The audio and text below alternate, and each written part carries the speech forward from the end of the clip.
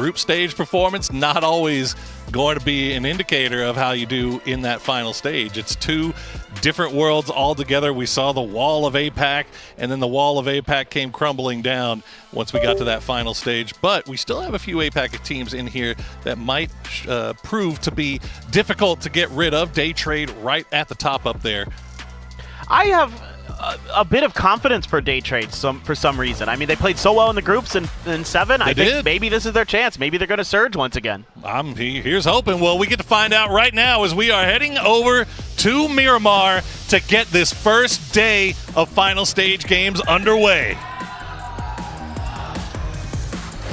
All right, let's get it. Let's get it. Let's get it. I mean, you hear them chanting. Oh, we have at this point. We need to put a microphone over the top of those guys so you can hear just how loud they get. I mean, I'm hearing them through these very soundproof and comfortable cups that I've got on my head. So I can only imagine how loud it is when you don't have them on. So right off the bat, though, we do have a fairly friendly plane hugging a little bit on the eastern side of Miramar. Get to see a little bit of our average kills, top 4 so far through this tournament, PGS8, and then your average points. Day Trade, obviously finding it pretty comfy here in the Dusty Dunes. For sure. And again, why I'm kind of having my eye on that team a little bit. One thing I do have my eye on is the Trumacera drop spot. That is seemingly being relinquished by T1. With TKL being one of the teams that is going to contest them, this could be a really interesting day for T1 in terms of what they do with their drop spots. That alone is a huge decision, and we all know we had some talks with Sonic today about how he was going to be approaching the situation, because there's a lot to consider for T1. You've got EWC, you've got your drop spots for the rest of the year. So much to think about for them. So T1 has chosen to relinquish Trumacera, at least for now. We'll see how this goes the rest of the way, and then you go over to Erangel, you go over to Yasnaya. That's another big question for them. Somebody's getting real hypey up there. I don't know. Everybody had finished the pregame yelling, and somebody was still screaming down, wondering if he was going to get some company. But there you go. Another Southern Los Leones circle. By God, we have seen these ad nauseum at this point. Is Deal going to pick off Stead? That is unfortunate for Na'Vi, a team with a lot of high, hopes placed upon them here in this final stage. Yeah, so this was, when I was looking at the drop spot maps, this was one of the other ones I was kind of eyeing because the Na'Vi and Freaks drop territories were really close to each other around Kantara, and that's a bit painful there for Na'Vi. And their hopes to have a strong start. Meanwhile, the Freaks have constantly come into whatever stage it is, groups, finals, wherever they get. Their first day has almost always been pretty abysmal, at least by their standards. Sure. And so for them to come out hot here, if they have a good game 1, if they have a good day 1, maybe this is the difference maker for them to finally jump over that hurdle and win a PGS title, something that they were so close to doing in PGS 7. So close, down to the last fight even. But hey, PGS 7, they started off day 1 of groups with 2 wins. So Freaks have a little bit of a history of starting strong, a very recent history of starting strong. We'll see if they can replicate that. Meanwhile, Na'Vi will have to play this one without Stade, who was a newcomer to the roster, but has been proving himself to fit right in with these guys. They have been, as soon as the hot drop nonsense for PGS 7 was set to the side, they really, really seem to find their groove in these group stages. Yeah, they have tremendous fraggers on that team. They are really good in a lot of different scenarios in terms of their team fighting. It's just, can they find some level of consistency with kind of a roster shuffle? Player in the air, took a ton of damage. This is Iron Sight AK for Gumin. He actually popped him. Last bullet. Oof. Unreal. Man, I thought Stay was gonna. I mean, he had a line onto the shack there too. It looked like he might have been able to get away with it, but the Iron Sights AK Gumin, that boy. My king. Absolutely beautiful stuff. Well, again, we'll have to see. Yeah, like you said, the Freaks can start good, but I always had worries about them in the group stages because I was just like, what are you guys doing on day 1? Like, can we play a little bit? To be fair, I think we've said that about quite a few times. That's fair. That's also true. Yeah, but if you're going to be a championship contender, right? Right.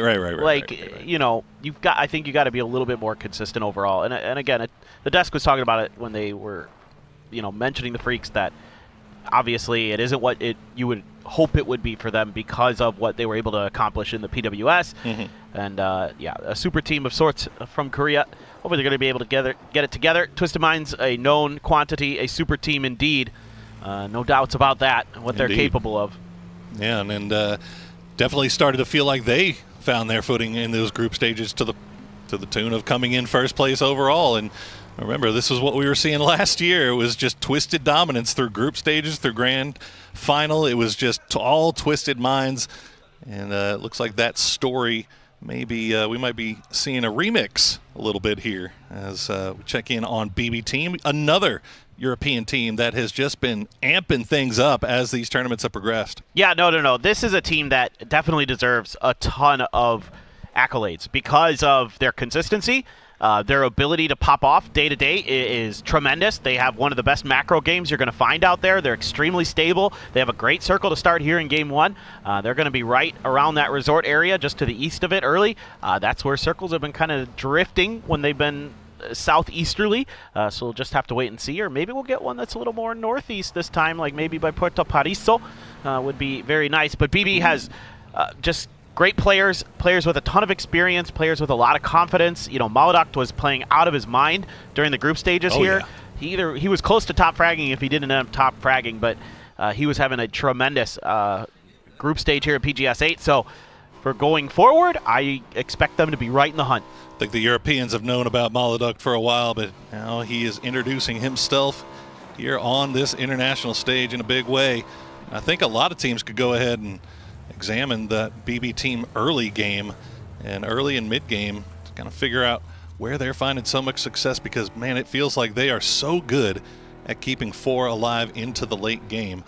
And once they get there, that's when things start going their way. Meanwhile, a team that has not always had the best of luck getting all 4 to the late game, 4 a.m. Yeah, I mean, they're here. They made the grand final. Look, they made the final stage. They are here. That's impressive in and of itself, to be honest. This team has a lot of macro issues. They fight for drop compensation spots. Points. Yep. But they cleaned a lot of that up here for this PGS 8. Like, they were a little more consistent. They got here on a tie based on their placement points, so they were able to get deeper into games. So that was a difference maker for them. So, you know, if they cannot lose players early, we've seen them be able to come up big in late game scenarios, even coming up with some wins. So definitely 4 a.m., a team to keep your eyes on. I mean, I'm not going to sit here and think that they're going to win this thing. If I'm just being brutally honest, that would be asking too much. Yeah, but top 10. That would be a nice result for them. I think top 10 is doable. As you said, they won that tiebreaker in the group stages among, 3 or 4 teams that had 60 points. I think, yeah. And they won it on placement points, and it wasn't even close. Like, they had way, way more. So getting to the late game has been something that 4AM has been able to do, as we see Etong Mu and Godvi spotting out freaks on that eastern road. These 4AM duo is the front runner, the tip of the spear of their rotation. Now they've got Forrest just behind them hanging around in Impala, so a little bit pinched right now, but still a lot of space that they can work around. We'll see if they decide to play on this eastern edge or if they try to come in a little bit more central. At this point, though, that seems like it might be a little bit dicey. Yeah, you're absolutely right. It could be. Just looking to see what HS wants to do. The old new happy player. Looking pretty decent. Has a bit of a glow up here, as you saw there on the bottom of your screen. Falcons. El Falcons. Yeah, I mean, look, this team is seemingly in a groove this entire event for PGS 7 and 8 here in Shanghai. Like, they are looking really solid overall. Great ideas top to bottom. They seem to have gotten their teamwork down better. Their fragging individual skill is on the up and up overall. I mean, you know, we know that there's a ton of potent players on that squad, but absolutely, it has been one of their better events since they've won last year, going back to last year, and I think the Falcons are right on my radar for being a top 5, like, almost guaranteed, unless they just fall apart. Absolutely, no. It definitely feels like any early season rust has been knocked off by most of these teams that we had high expectations for, and Falcons right up there with them. But they could run into trouble here as they're making their way down south. They may run into this Forest split as Forest has just been a thorn in the side of so many teams in this lobby with their positioning. They always seem to get in the right place at the right time, and then they strike at the right moment. Meanwhile, Virtus Pro, big wide 2-1-1 split in the middle of this zone. You see Ibby on this southern edge. Nixie just way off of that southeastern part of Los Leones in the compounds, and then Luca, Rux, and Beamy in the warehouse in the middle. So a lot of information being gathered up by these guys from this split. Let's just hope that they don't get found out. It is a bit of a risk, but you've got a lot of early warning from a couple high ground positions. I think Ibiza is the one who's maybe in the most danger on the next circle, depending on how it shifts. The other ones have the ability to kind of figure out what's going on around them, I think, quick enough that they can find escape routes. T1 trying to dive through the center. It's going to be a little bit awkward for them, way outside of the circle, outside of their normal drop as well. So the rotation path's maybe not going to be as clean as normal, but so far they're getting through. Didn't take too much damage. Okay, that is a very, very heavy eastern side of this circle for these teams making their rotations through. Obviously, Los Leones still a big player. I don't think anybody really wanting to commit to the city just yet, especially considering how often we've seen these circles shift south. But south already full. You can see T5, 17, Virtus Pro, BB, and Taikule all in decent positions. But the biggest problem here on the east, all these teams that are right next to each other, and this is going to be the first shots being sent as 4 a.m. will spot out T1, and T1 will have to pull into the compound. If one or the other gets the idea that they are fighting each other, they might bear down a little bit harder. But I think they might. Because of the Yasnaya drop situation. Exactly. That is a grudge match, to say the least. But, you know, no knocks found, no real damage done. 4 a.m. on the move. T1 going to have to settle in with just a couple of warehouses to set up a little bit of early edge play, potentially. They're kind of drifting in the direction of Na'Vi players, but we'll see if they get close enough to be dangerous or not. 4 a.m. though has some open space in front of them. There's some dips, there's some other things, but with the way these circles have been going, I think a lot of teams are going to be wanting to get closer towards the resort side of things than not. HS, though, takes quite a bit of damage there, and just going to have to settle up on top of this hill maybe. Oh my nice God, shots, Nixie. We'll hit that headshot, get the knock. Can they get the res? It looks like they should be able to fairly easily. A nice little vehicle for it. May lose a couple of tires for it. Hopefully the smokes will bloom in time to save that. But look, just on the other side of the hill is 17, and they heard these vehicles coming. Little Ghost already with grenade in hand. We'll swap over to the AUG, and I think it's just Little Ghost and the 7-7 that are over here. Yes, Xiaobei and Xiaowu not going to be in a position to really contribute to this. So 17 has to make a decision about how aggressive they really want to be here as just a duo, and it looks like they have their answer. Well, they got a grenade out already. They were waiting for a little bit more attention to be paid this direction. The grenades are pretty good, but it is going to be actually T5 from afar. That's going to back 17 off. They can't commit any further to that fight. And that's a very, very nice situation for 4 a.m. because 17 might have had him dead to rights. It sure is. Yeah, I think BB Team and GK taking shots over in that direction, but that will keep 4 a.m. alive right for the time being. A couple of good grenades would have just been the death of them, you have to imagine, with all those vehicles being there. But 4 a.m. still trying to figure out if they want to stay here, if they want to get back on the move. But, yep, that's what happens. The second you try to go and peek, Fluky will find the angle. He's going to get the knock onto 00, but that, or 7-7 rather, and they should be able to get him back on his feet. Yep, that should be okay, but you got to be extra careful at 17. You have Xiaowu and Xiaobei split pretty far from these two players. So he's got 3 grenades, though, and that's looking so meaty, man. It's so juicy. It is. You want it, but, I mean, you're going to take a big risk. I know. Going for it. It's just a matter of if they do. And here we go, that fight that I was wondering about. Na'Vi there, going to get the first knock, and it's traded immediately by Type. I don't think anybody else from Na'Vi is there, so T1 should be able to get that flush and get the res. Really well done there by Type to make sure he got the knock before the flush could come out, so T1 will be able to get Raining back on his feet. As we see, the circle's going to cut up north, so we're getting the city. And already we've got Twisted Minds had sent it in early. Now Forest, Falcons, Virtus Pro, 17 going to send it in. 4 a.m. right behind them. And they are running into Virtus Pro as Virtus Pro in a little bit of a split here. Spray come down onto Ibby, but Godby not going to land it. Yeah, this is nice for VP. That early split allowed them to get a lot deeper into the center of Los Leones. So assuming that this does go that way, they're going to have some phenomenal positioning, but they're taking a bunch of damage trying to get through. Godby down to 19 HP, has to back off. Nixie doing a great job there, but the grenades are good from long. Finds Beamy. And now are they going to be able to find the flush as well? Not quite enough with just that one, but a couple more being lined up. Just Nixie can't get knocked here. He's got to wait. He's got to wait for the deluge of utility to start slowing down a little bit before he can even think about going for it. And Beamy very, very close to knocked here. Might be rescuable still, but Nixie has to think about his Na'Vi down to just one. Hakatori all by himself, and he's been spotted out by Type. Good spray will get Type low. Ooh, shot it out of the air. We did shoot it out of the air. It was right on top of him, but he's dancing. He's going to go down, and Na'Vi out in 16th place. Oh, nice attempt, but T1 there just trailing Na'Vi the whole time. They sensed blood in the water, and especially after you get that first kill, they already lost a player early to the Freaks. You know they're down to just two. You can just find those last two, take a 4v2 fight. And that's a great grenade from a Tungmu. It only took everything as they finally find Nixie.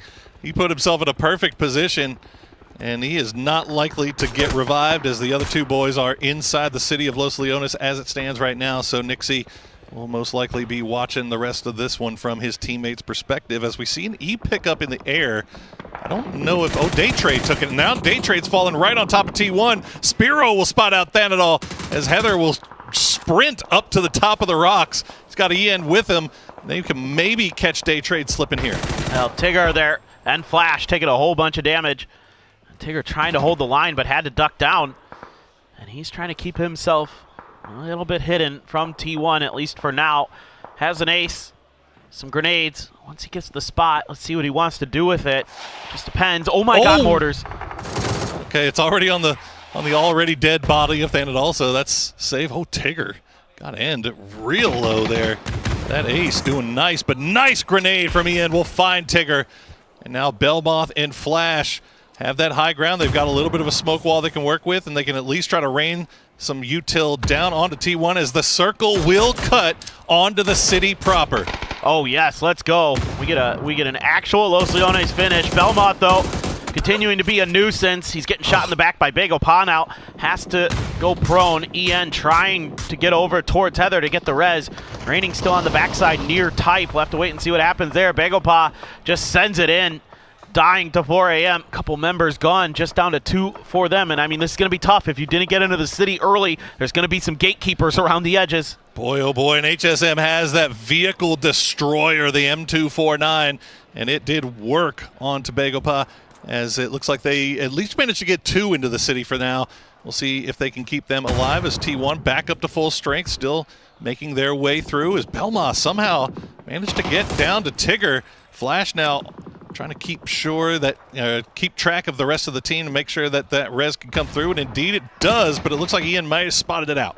Well, now you've got to get a bit of a counter angle here with Type to set up this fight. Heather throwing a grenade around the corner. It's not very close. A lot of chip damage coming through onto Daytrade though. And now you're looking for the Molly. Tigger, it's actually going to be from a different angle. The Freaks get wiped out off screen somewhere by Forrest. It's Kiss, the human highlight reel, as Tiggleton called him the other day. He's going to do them dirty. Meanwhile, Flash Belmoth under pressure. T1 suffering knocks. Heather took a little bit of damage there in that knock status, but it seems like he's resable. Seems like he might be. Yeah, Forrest just absolutely cracked right now as they were in a big wide split, and they just happened to catch Freaks making their way into that northeastern side of Los Leones and did them dirty. As Flash waiting for somebody to show up, and yep, Ian's going to spot out those feetsies first. And now Flash gets to find out why Ian gets to find out why Flash was lying so prone.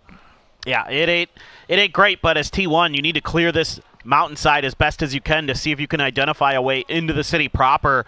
The good news for them is if they can deal with Belmoth relatively cleanly, they've actually got some good opportunity on that eastern side. Yeah, Geeke BB team, 2 of our EU teams, Geeke able to make it into the finals this go around. Let's see what they can do, but they also have to run through this 4 a.m. gauntlet. Let's see, is there a machine gun still floating? I think they're all into AUGs and barrels now, so they might have swapped off of that. Maybe. Well, we get a chance to see what HS did to Bagopah.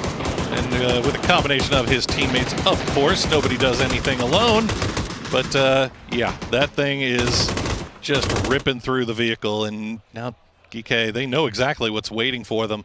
Unfortunately, the garage compound's still inside the zone, but now T1 is coming in this direction. They weren't expecting anything, and now GK down to just one. His type is the last player alive for T1. Will spot out Spiro, gets him flipping. No, he's going to go down. And now GK will try to reset here, but BB team heard the dinner bell, and here they come. T1 just opened the door. Food's on. Let's see what BB team can do. Rez is attempting to be stuck here by GK. PWD right on a doozie's right. Didn't see him on that quick peek there.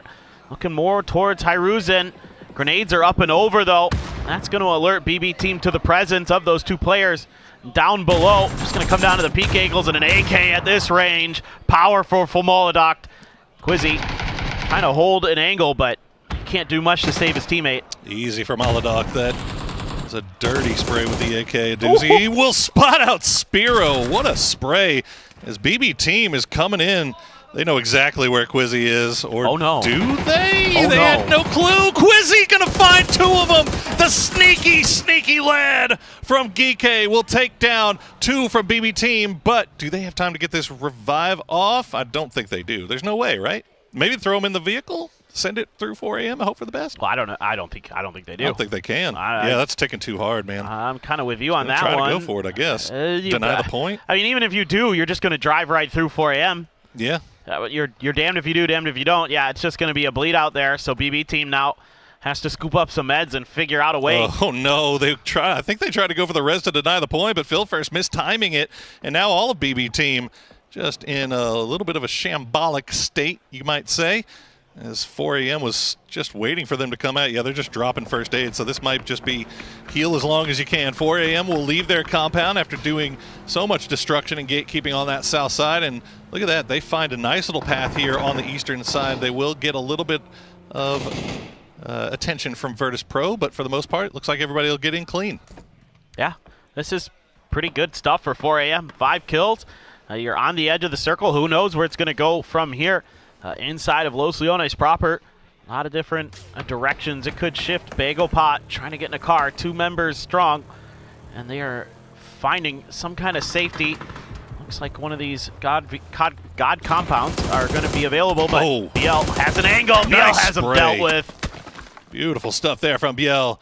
As Rock continuing to find a little bit of success here. They were one of the early arrivers to the city, and as a result, they have a nice little spot here on the southern side to play around. Dead center circle is Falcons. And we still have 34 alive, 11 teams left in. Everybody trying to make their way into the city. Belmoth, he sees it just off in the distance. Can he get there? And can he get there without being spotted out by 4 a.m.? He's done great to be patient with this to try to find the timing. He's going to go for the grenade. And he's going to bleed out or just get shot down. The grenade is going to find one onto Longs. Valiant attempt by Belmont, but not much going on. Oh my God, those cars. I mean, they're inside, but still. They're so lucky Atamu picked him up. If he would have just been lazy and just tried to go for the res right there, they might have actually been in a little bit of trouble. But I was just about to say, this compound I was noticing on the map was open. The tallest point in Los Leones, and who else? Twisted Minds are going to claim it. Who else but Twisted Minds already have 3. Lou making his way down. As we get to see what exactly happened to the Freaks. This is what we were talking about, the forest split. Baron had him right close, and then you had Kiss off in the distance. As Baron spots out one, Kiss will deal with the rest. Beautiful stuff from Forest. Disgusting. Just what a setup there. I mean, it's tough to get into the city, as you saw with a lot of the teams. Falcons doing TKL dirty. Yeah, they're trying to cross the street, and Falcons waiting with open arms. This street is closed. But this is the thing, TKL didn't actually have to do that yet. Like, the spot that Cold is in is still inside zone, so I don't know, maybe getting a little bit antsy there as Luca Rux has that Panzerfaust in handsy. Here's the feetsies of 4 a.m. tip-tapping right outside his door. He is waiting, wishing one would peek him right now as God V playing the wall on the outside. On the other side of the wall What if he just gets all 4? Oh, man. One Panzer. Please. Can it happen? I need this in my life. Let's go. Here they come. Are they going to charge in all 4? And is Luka Ruck's going to spot him? Ibby on the other side, waiting for it. The Panzer comes through. Will spot out HS, gets the first knock, gets 2, and now he goes down. Ibby going to charge in. He'll clean up the rest. What teamwork from Virtus Pro. That is beautiful positioning from Ibiza. He steps outside and uses those smokes to bait 4 AM into the Panzer, and that sets up his teammate nicely. His teammate finds 2, and Ibiza gets in there and cleans up the rest. Very well handled by Virtus Pro. Eyes in the sky. Oh, they will go down in the end, however, but not before picking up all of 4 AM, so that's a nice little stack of points in their pocket. Good enough to keep them in 3rd place overall right now as we have made it into placement points. 22 alive, 7 teams rather left. As Forest coming in. 17 is one of those 17 teams. is one of those teams. As they have 3 left alive in the south side. Still a lot of, like, what, we got 4 4-man squads still in this. This is gonna be a great ending. Ranger X trying to use the cover of smokes to get over to Fluky. Looks like he has done so, but they're carrying another teammate over. A 2-2 split for T5.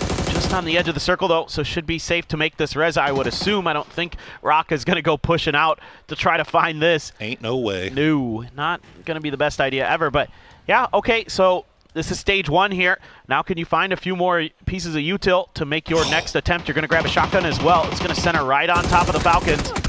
Both roads still in play, too. Nothing cut out just yet. Falcons still in that 2-2 split on both sides of the street. Looks like it's going to be good for now as Tiggleton finds the knock on Example. You'd think they could get that revive. We'll see. Depends on Forest. They did lose Lou, however, 7-7. as Lou has been taken down by Forest. Goodness, Forest, man. 5 kills already. They're down to 2, and they are so dangerous. Oh my gosh, he's found just got an enough. angle. Yeah, they can't go for this res because of that. They have to be extra careful. 7-7 kind of holds that down. There we go. The problem is 17 has other problems. Res attempting to be stuck. T5 now trying to break out from their compound, but they're taking damage from Rock. Batulins on Overwatch for his squad. I think that's a blue zone there from Rock. Indeed it is. Trying to see if they can get the flush onto Pong, but it is going to come just a little bit short. Ranger X now thinking about making his cross, but you're either going to need a spray of your life onto BL or throw some smokes there, my guy, because he has got that covered, and there goes the smoke. Very well thought out. And now T5 going to try to make a wrap, but it's really, really hard here for T5. It comes down to some really good smokes and really good timings. The grenade at his feet has him jumping, but he's A-okay. 500 damage for BL so far in this game. Leading all players as Rossadid will spot out 7-7. He just barely gets out of there. But that's going to open up the door for T5 to make that push across the road. Good grenade from Little Ghost will slow things down temporarily. Can they stay? It's going to bounce off the wall, so they are good for the time being. T5, how much smoke? How many smokes you got left? They still have a few, but you have to want to save some for the late game. But Lil Ghost goes down to Twisted Minds, and Theraton 5 gets a reprieve, but 7-7 Owo finds the dirtiest of angles and will spot out Rossadid and Fluky. You love having a barrel in Another that one. spot. He's got more. He looks for the Can final. he get them all? He's got him. 7-7 does him dirty. Takes him down with the barrel. Unbelievable. He immediately pays the price to Example, but oh my word, what a moment for him. 5 kills for 17, 4 right there in the pocket of 7-7 Owo. As they're top 5, man. That was brutal. All right, Rock now kind of in a tough position as it looked like RBN and BL were trying to go for the chase onto Theraton 5 to see if they could maybe come up behind them when they weren't looking. And they will get spotted out by Twisted Minds, but they should get cover for now. They are the only team still south of the road other than Falcons in their 2-2 split. Yeah, there's a Taikula player looming behind the Falcons. So for the Falcons, if you can just maintain zone control, you have a really good shot to win this game. You've got a 2-2 split. You're closest to the center of the Phase 9 circle. You're going to have opportunities here. You just have to play good defense. You have to keep Rock out. You have to keep that solo from Taikula that's left. For Twisted Minds, you got to make sure Forest can't do too much damage to you, and maybe you have a square 4v4 in the end. But again, with Falcons' position, when Twisted Minds has to make a move, they should have the better angles, the better opportunities, the better cover towards where the final circle will end. just a matter of whether they can lock it down now. Batuins is going to be the one to take down Cold, so that opens up the backside for Falcons. You got to think the Falcons also have the edge in terms of helmets and armor and utility and all this stuff. Like, they've been playing kind of center circle so long that they have not had to get involved in any of these edge fights, while Twisted Minds has had that high ground, and they have not. I mean, they've been getting kills. I've got 5 of them already, but haven't really been able to refill any of their loot as far as util and any of that stuff goes, as they've been playing this high side for so long. As Rock, RBN spots out Perfectix, has them kind of pinned down, and they have a foothold into the southern part of this circle. These two right here are the ones I'm worried about. Absolutely. These players can cause problems, and we've already seen what Kiss has done to the Falcons with his 1v4 earlier. So saw what he just did to Freaks. Yeah, they are absolutely cracked individually. Seeing a lot of the Falcons players start to switch over to close-range guns. I saw some shotguns, some SMGs being picked up in the bag. Here comes Rock. They are going to make their breach into this building. Falcons are not in this one. Here come the shotties, yep. Yeah, you gotta have these out. You gotta have the sawed-off. A little bit of damage done by Perfectix onto Tiggleton. But again, you got to keep this angle covered. Ooh. Here comes Perfectix. Got to go for that high side. He's going to get spotted out. Kiss will take the spray, but won't get the knock. Scappy will, though, as Perfectix gets taken down by those Forest players. Shrimsy will steal it away, though, and Kickstart will take down Scappy. So now Kiss all by himself. Falcons doing a really good job of protecting their zone. Yeah, they're doing a great job reacting to what's going on around them. Another attempt, example, his go around with that angle clear of Scappy. He's going to at least be able to make a safe landing initially. Going to throw a smoke on top of himself, but Shrimsy ahead of the curve has example dealt with. Twisted Minds down in 4th. Man was just waiting for it. Perfect timing there from Shrimsy. And now the north side still have Kiss up there, so you got to be careful on the part of Falcons to know that you have that snake in your midst. But the problem right now is Rock, 4 strong. Still have 15 smokes, 17 smokes for Falcons. If you like smokes, late game Los Leones circles are the place for you. Absolutely, but the Falcons have a ton. Oh, Kiss dealt with. That's huge. Now it's a straight up 4v4, but a lot of frags available for the Falcons if they can find them, put them to good use. Waiting around the corner here is Santastico. You have to be so careful there. A little bit of damage done, but some stuns, some frags of their own being exchanged. Is that one going to bounce close enough to H1 to do damage? No. Blue zone as well to lock them right in that door. This is so well timed. Huge double blue. It's 2, and they're in trouble. Absolute perfection coming out from Falcons there. The double blue zone grenade, putting 2 of Rock down, and now the third one is down. Solds just has a forklift to hide behind, and the Falcons are swarming as they will find. Oh, Solds will get kickstarted. We'll finish him off. That'll be another point picked up for Rock as the flashbangs are being sent through the smoke. Got to be careful here if your Falcons don't throw away an easy win. There it is. There they go. They've got it. There's a little bit of laughing there as maybe, okay, we got a little overeager at the end, but that's okay. They righted this ship, and they get themselves a huge win to start the PGS 8 final stage. Hey, sometimes it's better to be lucky than good. And if you get lucky by getting a central compound in Los Leones on a Los Leones circle, all's well in love and war. And they came out ahead. They defended their territory very, very well at the end there as well. Yes. Obviously clearing out Forest, clearing out Twisted Minds before turning their attention to Rock. And that double blue zone grenade, chef's kiss. Beautiful. I mean, you can't credit them enough with how well they played it. Really like the way that Twisted Minds was proactive in that city final as well. As soon as they knew what it was, they took one of those prio spots inside of the city and got themselves really deep into this game. Forest, dude, they just rock and roll. They're nuts, man. They're nuts. Keep an eye on those Forest boys. But right now, Falcons gets your first win of the PGS 8 final stage. Let's throw it over to the desk to have them break it down.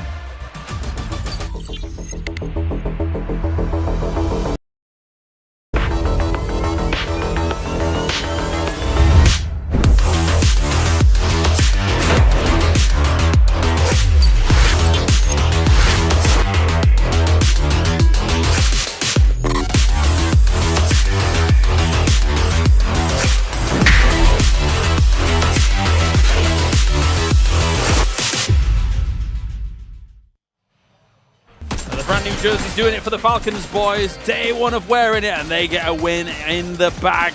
to start out the finals here at PGS 8 in an urban ending, no doubt. Go on, Toffees. All right. Yeah, sure. You may have sent 5 EMEA teams to the finals, and we only sent 2. But both of them were in the final 2, baby, as it was a game for the birds. Falcons got a good win. That's all. I got it all in. No, you keep going. You want me to keep going? I'll tell you what, the boys from South America rocked the end game. They backfilled their way in there, but it was the Falcons in a tiramisu matchup. Layers of players on top of each other on those buildings. Twisted Minds, I thought they had it. Coolest parachute ever by example. It was dope, right? Yeah, yeah. But Shrimzy with that double barrel was like, pow, pow, pow. No one drops here. Should we keep him going? A double barrel is 3 shots, pop, pop, pop, pow. That's just how good Shrimzy is. That's crazy. As an extra shot in a He double gets barrel. 3 bullets out of a double barrel. That is next level gameplay. I will say this, though, and give credit where credit is due. The awareness from Shrimzy, listening for the parachutes to kind of come in when you're doing it, obviously coming out and dropping it. Then to go out and say, guys, I know exactly where there is. It's because he got engaged recently. You have to learn to listen. Oh, okay. Is that the golden rule? I'm really rolling. I love the push, the 2-man sandwich from 2 guys at VP to get all of 4 AM. Yes. To completely dominate that. That's a good amount of points there. That's a salvage kind of game you want when you're down to 2. So that's huge, and that put all of 4 AM completely in bin. This one, though, from 7-7-0, you want to talk about that? Yeah, you know you do. Oh, yes, I do. I mean, brilliant. Absolutely brilliant. And considering that they were kind of, I mean, yes, Theron 5's in a bit of desperation, trying to push in against that, but he had the perfect angle. I thought he was going to go down to util. Did a little bit of dancing around those mollies. A brilliant play. It really was. I mean, I think that was the fun part of seeing an urban ending to start off the finals, right? It was a unique experience for a lot of these players, something they don't get to practice all the time. The amount of teams, I think it was like 10 teams at one point, were all stuffed in there by like 4. That double blue zone was amazing. Yeah, that secured them to win there. And then to go in and clear the corner. Surprise! Shrimps just laughing and saying, ha ha ha. Double barrel in urban endings around corners. I love it. I tell you what, every time you come and see these guys at the start of a final, they're like, I hope you didn't put me on your fantasy team. I'm feeling really crappy today. I don't think I'm going to do very good. Oh, I feel neutral today, I'm guys. just kind of They neutral. do downplay it. They sure do. Yeah, yeah. But then, did you read through it? Did you put a Shrimzy on your team? no, I put a Tiggleton on my Tiggleton's on my team Oh, because okay. Shrimzy was so expensive. But you see why? Yeah. He just plays. He's not even playing the front fragger role. He's just playing cleanup. And he does so good with it. yeah, I do think they're on The course. janitor. They're on course very Yes. soon to be winning another international tournament. Whether it's this one or not, we will find out. But this is a brilliant start for them. 9 kills, 1,900 damage. Generally, in an huge. urban ending like this, so kills get very separated It does. the lobby. It gets completely spread out, obviously, because you have this kind of the middle. Everyone kind of congested towards the middle, and everyone's going to die once you see the middle teams kind of push it out. So, yeah, getting here 9, along with the win, that's huge. Fantastic start for them. But I'm very impressed with how Rock managed to stay 4 guys alive, getting the amount of kills they did, and kind of come in from that side that they did. Yep. They completely gatekept that side. That was good to see. To get through with 5 kills, that shows a girth from Rock that we're not used to seeing. They sort of really spread out. They played very, very cleanly. I liked it. But back They to are pretty big, those mythical rocks. they carry an elephant. Mythical, not prehistoric. Yeah, Just that's to what I said, continue. mythical. Yes, yeah, I did good say job. mythical. I Good did job. change. Change. All You right, can call but me Dr. Shrimzy. Grant if you want. Yeah, I know, I screwed up, I'm sorry. Shrimzy, though, with 5 kills and 751 damage. How much of that Only was 62 shotguns? damage taken as well. It's barely a first aid. I mean, even across, like, Tiggleton had 60 taken, I think. H-Win was the highest in, like, around 3, and 0 on kick or something in that ballpark. That was, but, like, they just locked something in that ballpark. That was, but, like, they just locked up their spot, didn't do much. Seems like the golden number of damage taken when it comes to like getting big kill numbers. I think it was Type that had like 7 kills and then only 63 damage taken or something like that. around that. Yeah, you're right. But good start by Shrimzy, of course, here. Brilliant for the Falcons, and it sets them in such a strong position. Again, to get 9 kills out of this urban ending here, all things considered, when towards the very end, they hadn't had anything. They were just kind of waiting, biding their time. But Rock with 11 points, brilliant for them after such a blast of a last game for the very group stage. linear, as you were pointing out, Yeah, right? yeah. It's very, you know, 2, 3, 4, like just going all the way up. That's always what happens when you have these kind of urban endings here. And then to pop off, obviously 2 teams on double digits here for Rock and Forest. It's good to see. Kiss has been such a standout player. Yes. I've been impressed with what we've seen so far, and I hope he can continue that throughout the final. He's been, go ahead. No, so much so to the point where we're talking in the back. It's like, okay, okay, yeah, he's with Forest Natural Gaming at the moment, but I think a lot of people might have their eyes on him. I mean, if you talk to most of the players in the room, a lot of them have him on their fantasy teams. A lot of them have this guy is absolutely bananas to take in a 1v1. They talk about him all the time. Another team that was worth noting, GK Esports walked away with 6 kills. A lot of that coming from the back of that really nice play against BB team.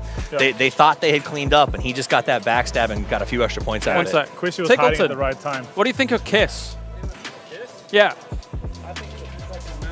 Okay, well, he says he's a beeping mammoth. Perfect. Madman. All right, well, there you go. He is, though. I mean, but that's the thing. That's why you got to love these events. You see a player that you haven't a lot of experience with, coming with a team that you didn't expect a lot out of, and he's so strong that he has made them an actual contender for performance. And to add on that, I just want to go back to this GK here, right? Yeah. It's so important in these urban endings that you are fully aware of surroundings. And the kill feed tracking is even more important, right? For sure. Because there's going to be these 1 or 2 guys that are just hiding around. They also found the TKL player, because I think it was Cole. It's like, okay, he's there.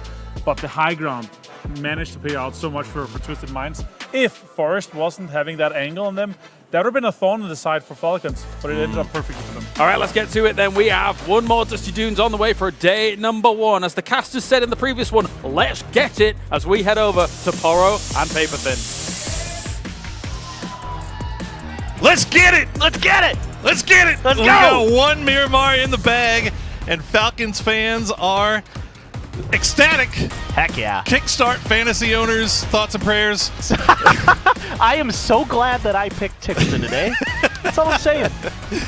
Well, you know what? Sometimes you win the flip of the coin when it comes to Los Leones Circles. Falcons win that one, but they get 9 kills to go along with it. They do. Huge start of the day here.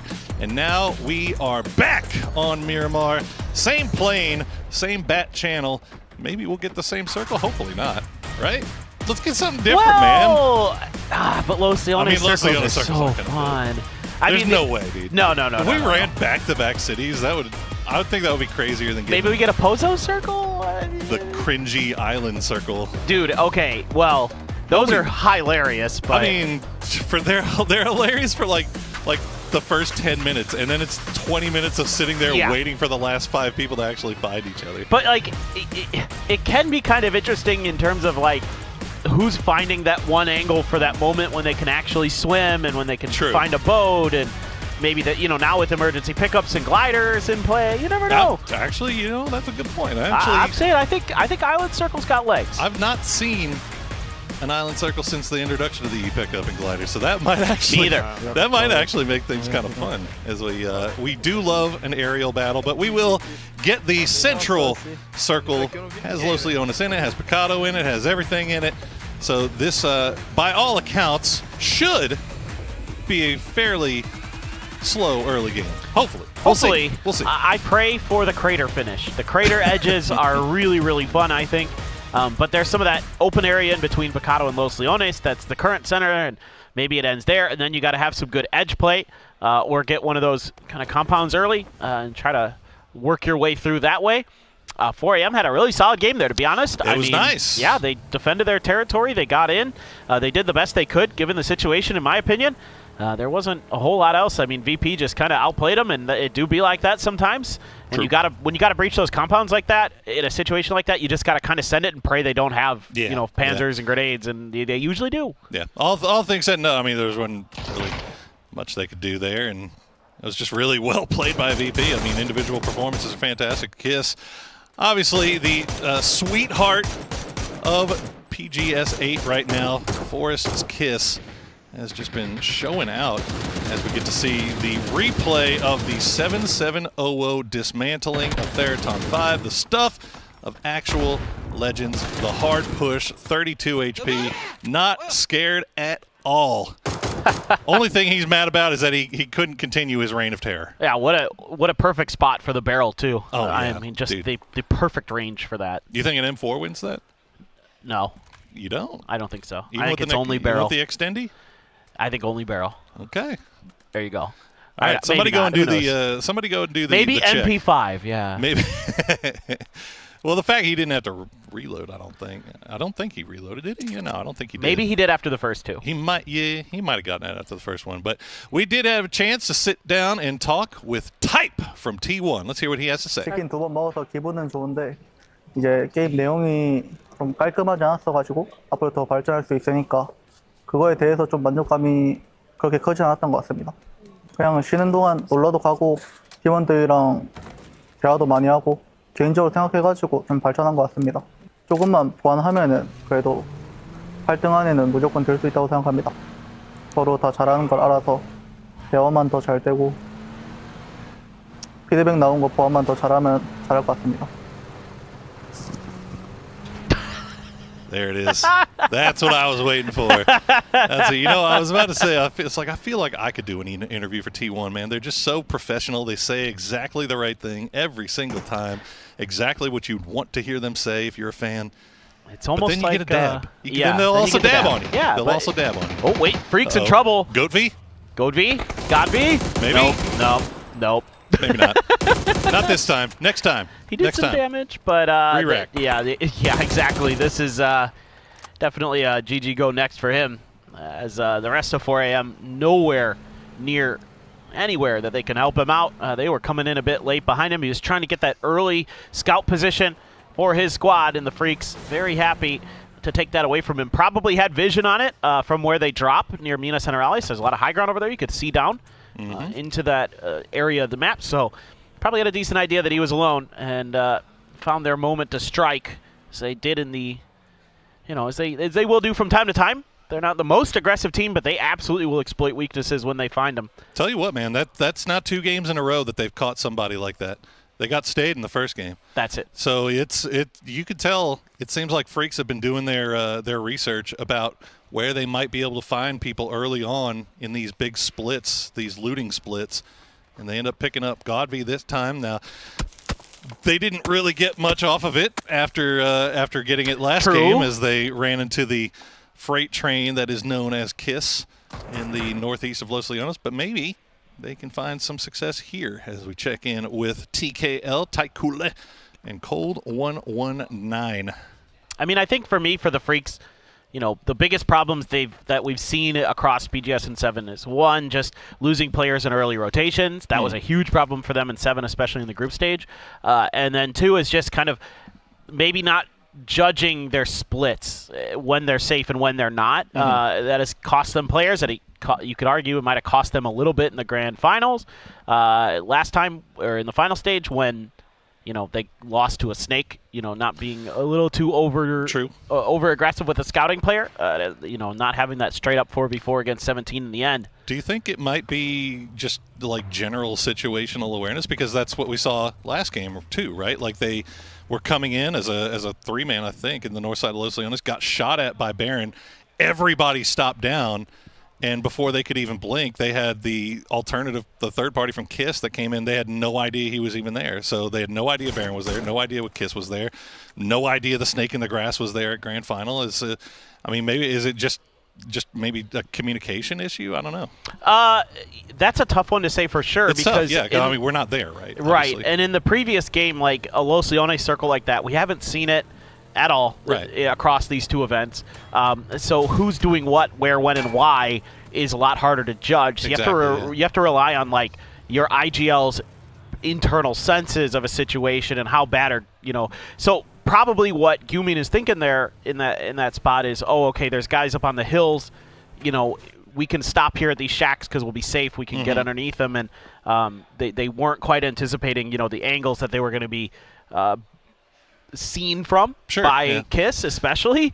That was a huge problem. So just kind of a little bit of like panic and maybe lack of situational awareness hurt them a bit. And we'll also say that they just had the misfortune of running into the circle at the same spot that Forest comes in, which Forest, they take their time. They are 100% comfortable with being extremely split. They'll eat some blue zone. They'll play the edge, and they'll play it really quiet until they know that they've got you at your most exposed, most vulnerable. So that time, just we'll chalk it up to bad luck for the Freaks this time, as we wait and see what happens here as they got the 2-2 split towards the center. BB team, meanwhile, They showed Geekay a little bit of something, or actually, I think Geekay showed them a little bit of something. But it was a little of both. It was a little bit of both. A little bit of both. You know, BB 3 points in that first game, and we'll hopefully see them get back on their high horse here in game number 2.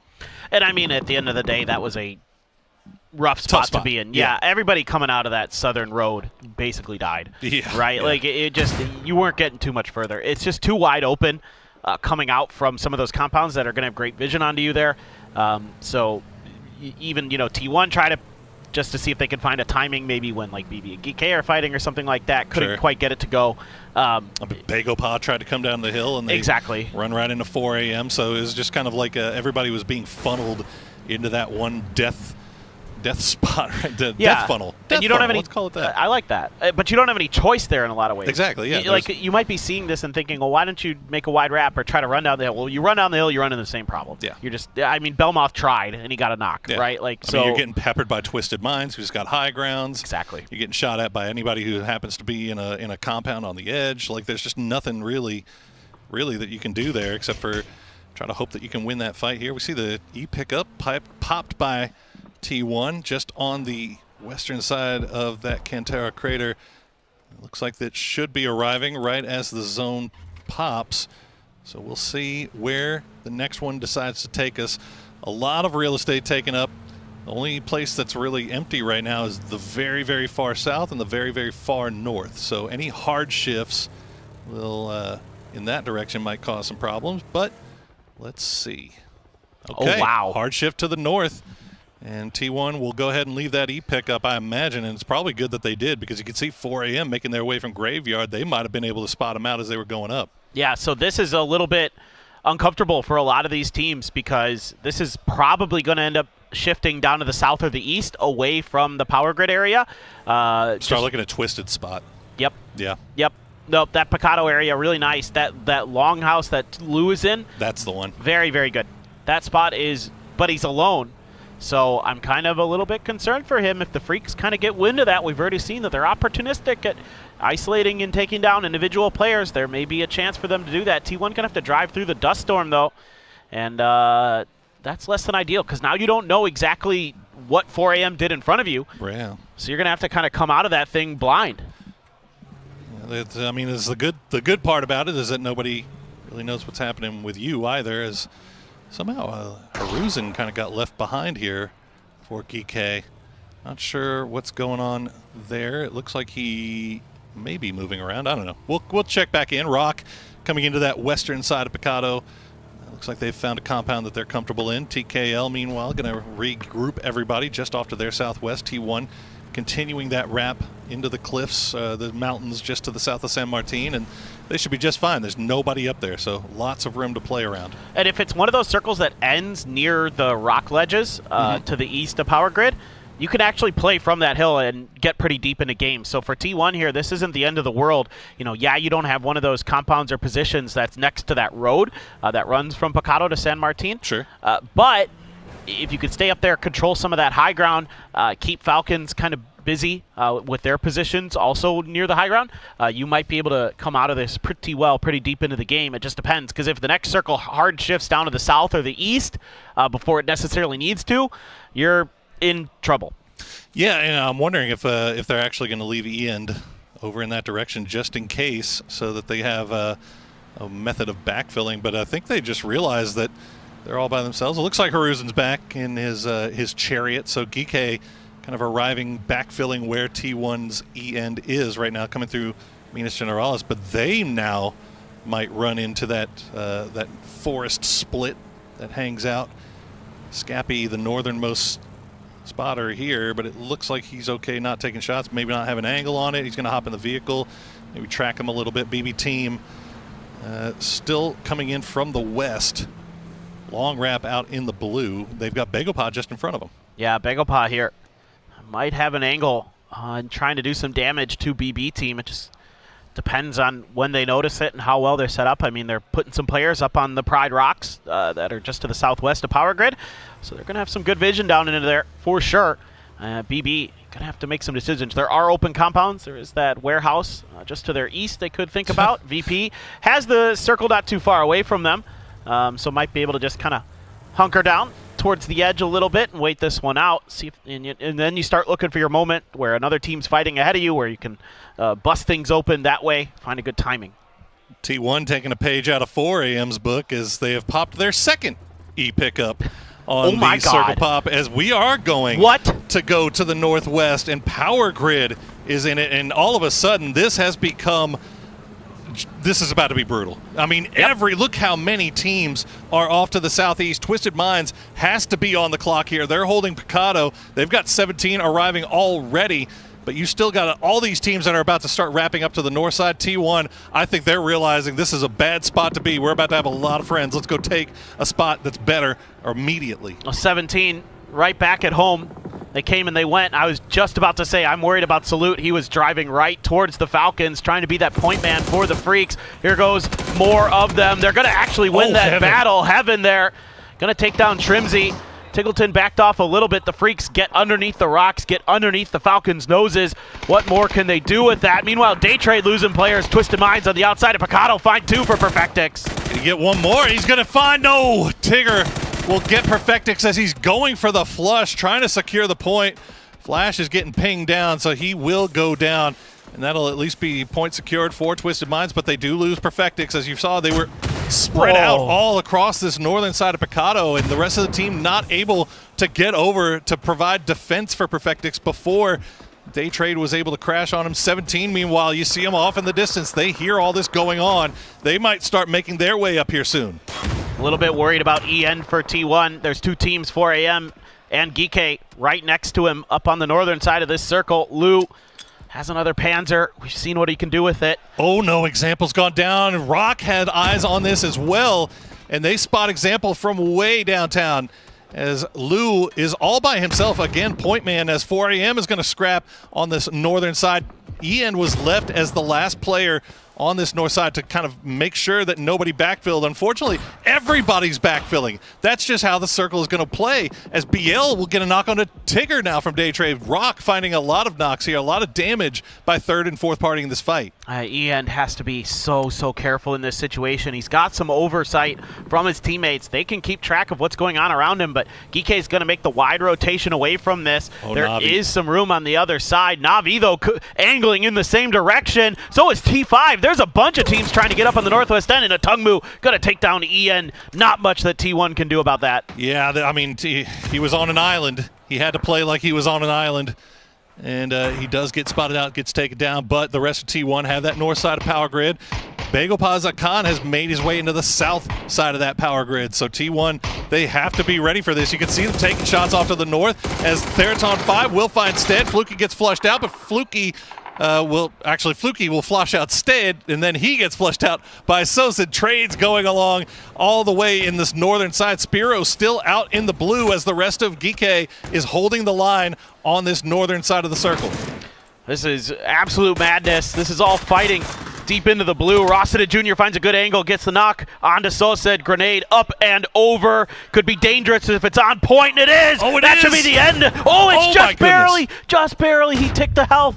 Fairest so lucky there, and now Rossiter Jr. in trouble, and he's down. Fairest has got him. And he might go down as well. He will, as Navi will be our first team eliminated here in match number 2. But Geeke looks like they should be able to get everybody in, and they're trying to get better spots. As you see Ranger X just running from the blue. He's got Padampong on his back, but Geeke will get that spot early, the high ground early, but they might have to worry about Bagel Pod. Meanwhile, Daytrade does finally get eliminated by Twisted Minds. Batulins was rezzed back on his feet, so they are 3 strong, still trying to play out of Picado, but they've got to get on the move. Yeah, and the Freaks have gotten into a compound, but H-Win was there, did a ton of damage to Heaven, got the knock onto Gumin. And so the Freaks trying to maneuver around this fortification that the Falcons have set up, starting to pay the price, and now the double blue zone grenade going to come out there, but a good grenade from nice DL grenade. Has him knocked. The follow-up can't find the flush, but Gumin, do you have a blue zone bag, or are you just outside of it? Hard to tell from this angle. DL trying to hold off Tiggleton from above. Gumin, I don't know if you can get rezzed here. He's getting shot up and kickstarts. Blue zone is going to get it. Salute done as well. Kickstart. Gets around the edge and finds some big knocks. What a hero kickstart as he comes down at the perfect time. Has to find a spot to heal up here, though. as an E-pickup has been popped by Twisted Minds down in Picado. And they're going to throw some, that's a good utility. Just gets there before Kickstart can get the heal off, as 17 Gaming gets absolutely wiped and destroyed by T1. They tried to make it up to the north, and they found T1 waiting. Now VP right ahead of T1, but nobody's inside of Power Grid proper. There could be an angle there for T1 to move through. DL trying to hold the line, nailed some great grenades, but now he's out, so has to back up. He is really in danger in that building, and he knew it. You can see the double grenades immediately coming out from Forest to make sure that that is clear. DL gonna have to regroup, reset. Twisted Minds, though, able to come through, off of a E-pickup. They were able to come out of Picado and get dead center. Just a beautiful macro play from them. Nicely done. It's very rare that you see a Phase 4 E-pickup actually work without losing anybody. But here we go. VP now fighting with T1. The smoke wall on that ridge line. T1 sending Util over, but not finding it. They'll find Luca Rux. They'll flush at least. Beamy has an angle onto Heather here. Gets him low, but can't flush him out. We'll spot out Type. Type, though, will win that 1v1 as Nixie will continue to play inside the smokes. And here comes Raining in the car from behind, but Heather gonna get Nixie. Ibiza, the last one up. He's got an AK, he's got one. Looking for more, can't find the flush. T1, 11 kills here in this game. When did that happen? Goodness gracious, T1 are coming alive in game number 2, and they'll get their man back up. They'll be 3 strong. They have to make their way into the zone, though. But right now, it seems like it might be pretty clear, as Forest and Freaks are still battling amongst themselves. Tiggleton, the last player left alive for Falcons, will pick off some stuff from Kickstart. He's just trying to see what he can scoop up in terms of health there to get things going a little bit longer. Gonna try to sneak through this little crevice underneath to the Freaks there, because they're busy dealing with Forest. DL and Heaven, the only 2 left for them, trying to hold the line against a team that we know is ferocious in team fights. Kiss, Baron, going to be leading the charge, but the Freaks there need to throw out some smokes. They want to make a move. You'd love here as the Freaks if you could find Tiggleton, at least get another point out of this. I mean, it's going to be hard to get much further in this game, especially in a 2v4 fight. Nearly unwinnable, but tons of smokes to try to make some kind of move. Maybe just going to make a play for the car. No, they're going to get aggressive. Yeah, Forest, they've sent Olympus inside the zone, so this is just a 3-man push. 3v2 with Tiggleton on the back. Baron hiding in the smokes. Deal comes through. He's got the shotty waiting for him, though. He'll spot out Deal. Olympus will get taken down by Type, though, so that's their front man that was sent in. They'll at least secure this point. Let's see if they can finish off Heaven. He is ducking and dodging between the buildings, but Kiss is just waiting for him to peek. It doesn't matter. How does Heaven win that? That was unbelievable. He got headshotted too. I mean, he's dead now, but he's at least gotten himself an extra point for the Freaks. He had no business winning that fight. Kiss holding the angle, hits ahead, and he still somehow wins it. Now you're going to have to deal with another Korean team. T1 is watching that push out from Forest, but not much they can really do about it from that angle without giving themselves up to other players. Instead, just let Type do the job. Going to spray down Baron with the M4, and that's another kill. 13 for T1. Hope he's got some 5.5, though. My man is running low on the ammos, as Raining will get spotted out from range by RB and Rock. Had been slowly making their way in from that Picado location. Tiggleton, though, it looks like he's been spotted by a Khan. Of all people, I don't even think Rock knows that Tiggleton is behind him. They have zero clue. Look at them. They're just running around for free on the hillside here.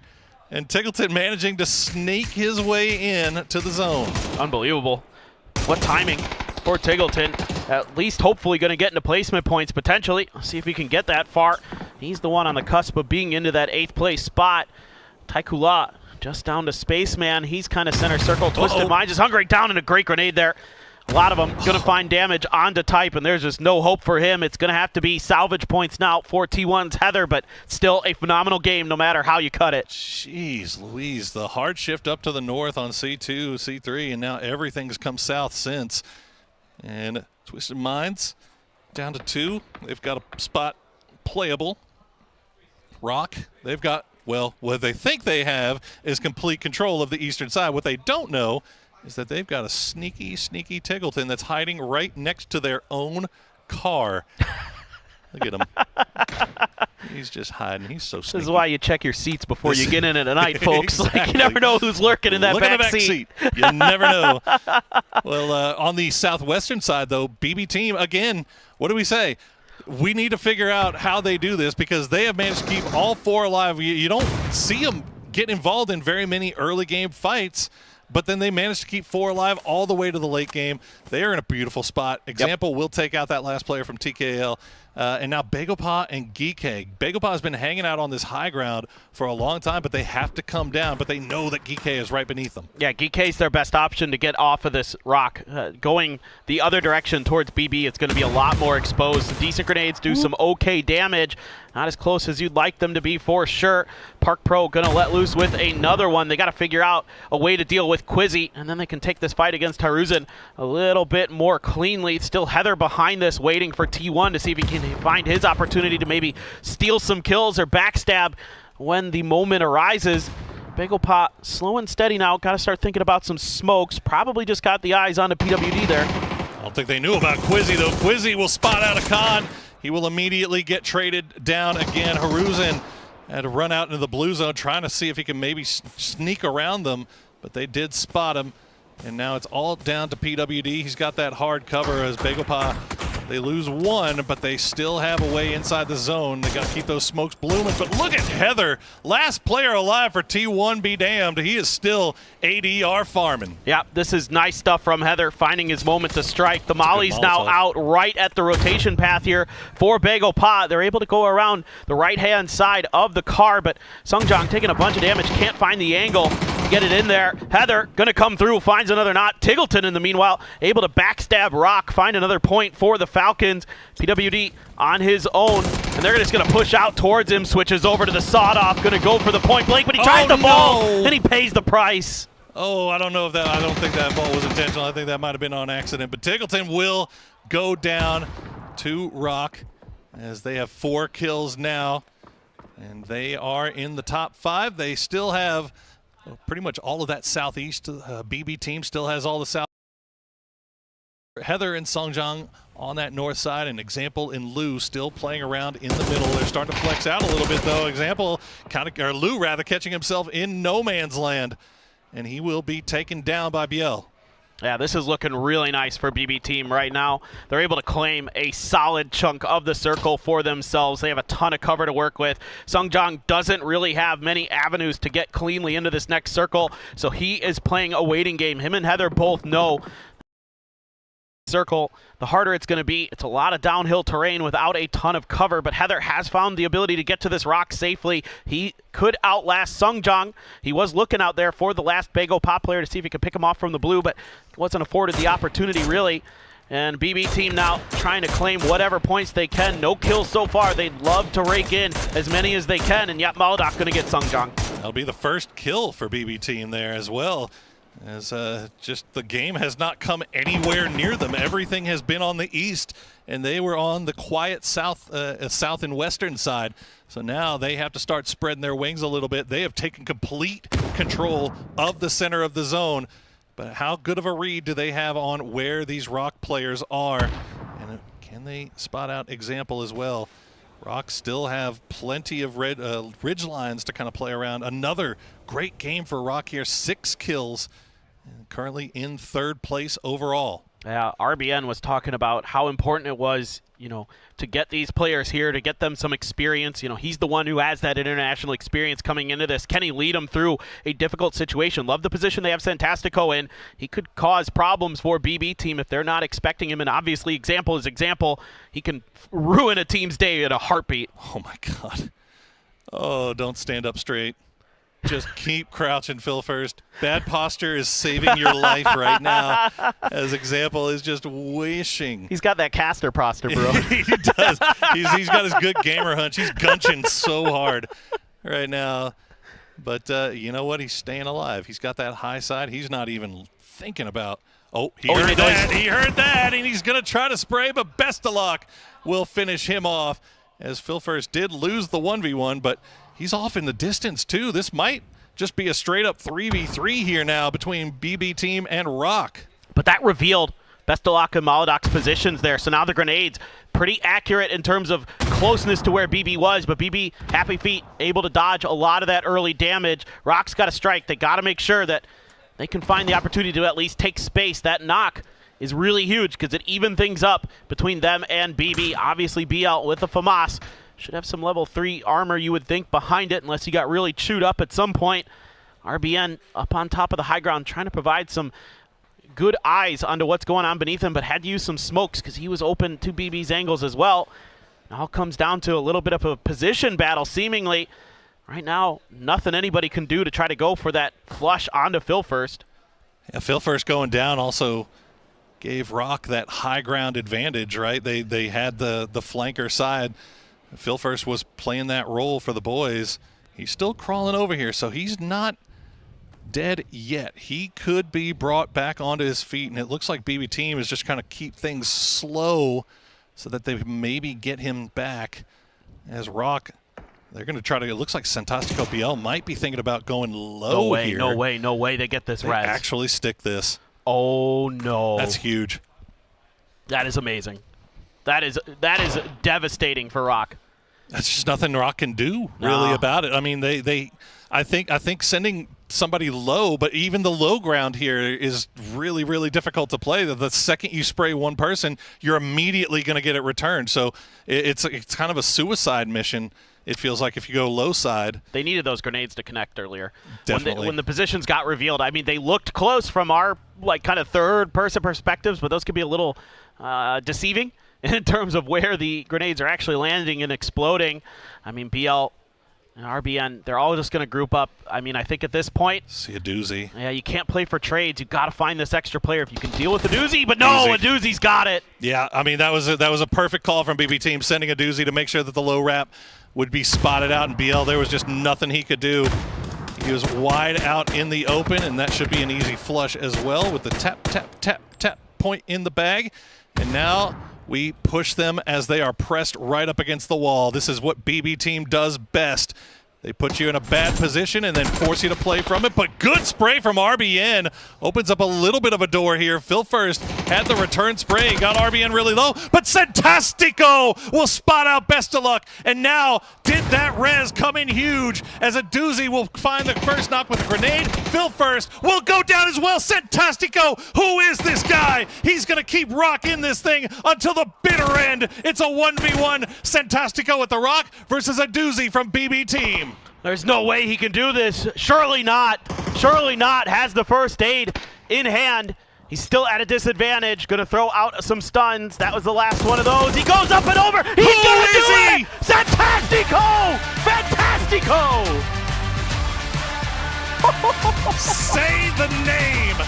Santastico wins against BB Team in a most unexpected way. What a final circle, what a final fight between two teams that have been showing out since the moment they stepped in the door. Oh, that's heartbreaking for BB. You get the res, and it looks like you've got the game in hand. And you can see Besto has to kind of sigh that one off. I mean, that's a tough one to shake. They had him down to a 4v2. Yep. They had him down to a 4v2, and that is not, by any means, a throw from BB Team. Not at all. That is just amazing individual play from one player, the kind of stuff that wins tournaments. You want your big guys to show up at big moments, and there's no bigger moment than this, the grand final of PGS8.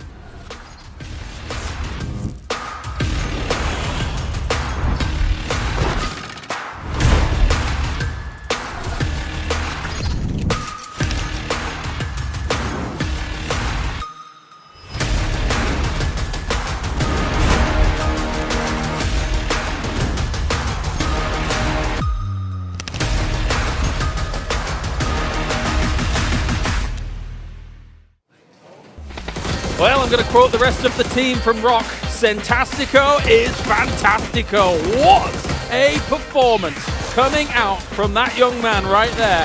That was insane. It was a little bit of a gift almost to a degree in terms of those 1v1s constantly fed the way off him, but he knocked it out of the park for Rock. I don't think anybody watched thought that was going to be the No! absolutely Yeah, in this case here, obviously Rock being able to close this one out is massive. A 3 versus 4. They got the res off. I did not expect BB to give this many opportunities though to Rock because sure they had some cover. Yeah. They had some util, but in this case here, still looking really good for Rock. They weren't prepared. So here's the problem. We go into this end game. Rock does exactly what we expect. They're a little passive on rotation. They do a little backfills. They get some good fights. Then they get to this 4v3 with BB team. And now, keep in mind, second game in a row where they had to go second, like against a team that is world class, tons of experience. They play it slow. I don't think BB team was ready for how hunkered down these guys were. They built a nest behind that rock, and they were like, I think we have to push them because they're just. They were being not proactive, and I think it threw BB team off. I'm going to be honest, when we were watching this in the back, we thought, like, as soon as Phil first goes down to example, I think to myself, this is the chance Rock needs. Yeah. And then somehow Phil first is given the room to get across. I was mad. They get the res. The air got sucked out of the room for Rock. It felt like, uh-oh, this is a huge, huge problem. But then all of a sudden, they just kind of came in single file. I am flabbergasted at what we just witnessed. They were so certain that they're just going to completely donk on them. Then they gave them not 1, not 2, not 3, but 4 1 versus 1s. Sure, there was some util committed. Sure, there was some action that kind of had that. There was a good rock to be kind of played behind. And of course, the last 1 versus 1, when you pop up a stun grenade with that, there's no way you can close that round. So that flashbang, you can see even that he can't ADS. He's holding the line upright. Like, you're just winning that. Look how elated they are. Sleeves rolled up. Cameras are shaking. Rock is loving it. We heard pop-offs from all across the venue, and what a performance. And that now means Rock is going to be in number 1 in the grand finals after 2 games, just 2 games. But what a performance. What a performance on Miramar. I assume that if I go backstage right now, they're going to be posing in front of that scoreboard for pictures, as they should. Excellent play. Stop the count. Stop the count. Stop the count. Now, honestly, though, this is... To put this in context, Taggleton said when he got here, Santastico said, I'm such a big fan. Like, these are guys who have been watching these players play, who have their chance at the big leagues, and are now going head-to-head and winning not 1v1s, not 1v2s, 1v3 pluses against them. The hilarious thing is that I didn't think coming out of this game anything was going to top the discussion point of T1. However... We're kind of there. Let's take a look at the rest of Rock, and then we can talk about T1. Sure. Because Rock deserves the limelight after something like that. I want to look at all the rest of the players and see what they've been up to as well here from all of this. As for Santastico, those 3 towards the end, or making that clutch happen, unbelievably pivotal. To be honest, he's not going to get man of the match, but I think he is the man of the match for me in my this is, you have to give the honorary one, right? Yeah. To have a clutch moment like that, to be able to turn this around, that stun grenade in the very end, that was just perfectly executed, right? And he was under pressure, but they managed to do it, and they managed to give all that they had. Even after Tickleton backstabbed, and even then he put them down to being only 3, there should have been some sort of manner. It's going to be BL with 644 damage and 3 kills. But yeah, Santastico with that last clutch. That was huge. So, man of the match, BL, but you're right. Honorary goes to Santastico because that was that moment where they were looking, I think, down the barrel of another second place.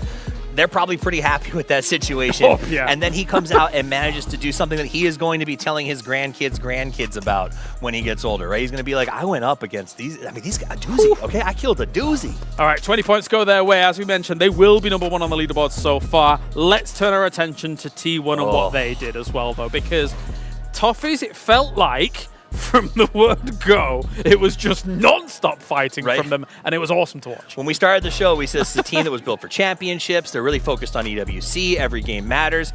They came out in this match, and every step that they took on this map was covered in footprints of blood. They literally had to fight tooth and nail for every ounce of dirt, and they're going to get a good amount of points off of that. Rock Esports, that 31. That's awesome. Congratulations, guys. That's a really America's amazing number start. 1, baby. America's number 2, baby. That's really all impressive. The way. I didn't expect that when I showed up this morning. I'm not going to lie to you. No. I'm happy to see it, but it's pretty good for them. It's rare to see more placement points than kills as well. That is true. That is true. But, I mean, let's continue down this avenue here, Avenger, because I do want to get your take on T1 as well, considering the performance they put up too. Yeah, I mean, this is them holding on to the reins, making sure that they're in the lead here. They are taking on the teams that they know and they can take on. Mechanically, these guys are there. But for this to kind of continue here, like, this felt like where it's like perfectly lined up with the fights that they had, because there's not much third partying on their fights. Yeah, they could take the fights that they wanted in the timing that they wanted, right? Okay, we're done with this fight then. Okay, let's heal up, let's loot a little bit, and then get on to the next fight, right? And then BP kind of took them off, tried to kind of catch them off-handed. BP got completely shut down from that. So, what a start. What a wild roller coaster we've already been on across just games. I mean, it's absolutely been... we thought 17, they won PGS 7. They've been kind of quiet in this one so far. We have seen some really cool stuff come from Twisted Minds, but they're not closing out the games. But to see T1 and Rock, two teams that I did not expect to be in that position after 2 games, it means this is incredibly exciting. Also, 2 completely opposite endings. One really open here, not too much cover, and then on the other side, complete urban, really, really different circles. Also, sure, somewhat close, but different areas of the map. All right, well, time for a break. When we return, wildcard maps on the way. Already started wild, so why not let's turn that up a little bit right after this break.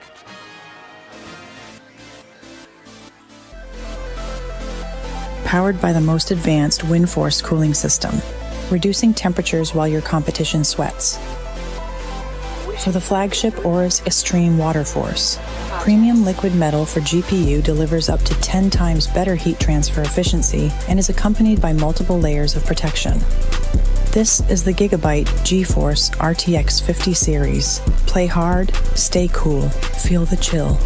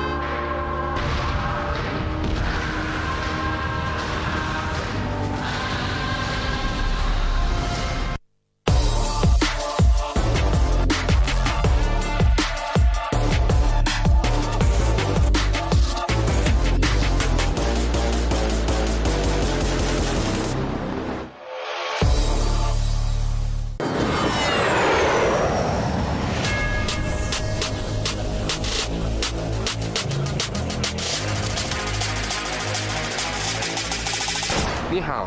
I'm Tiger and Lilik. No, Lily.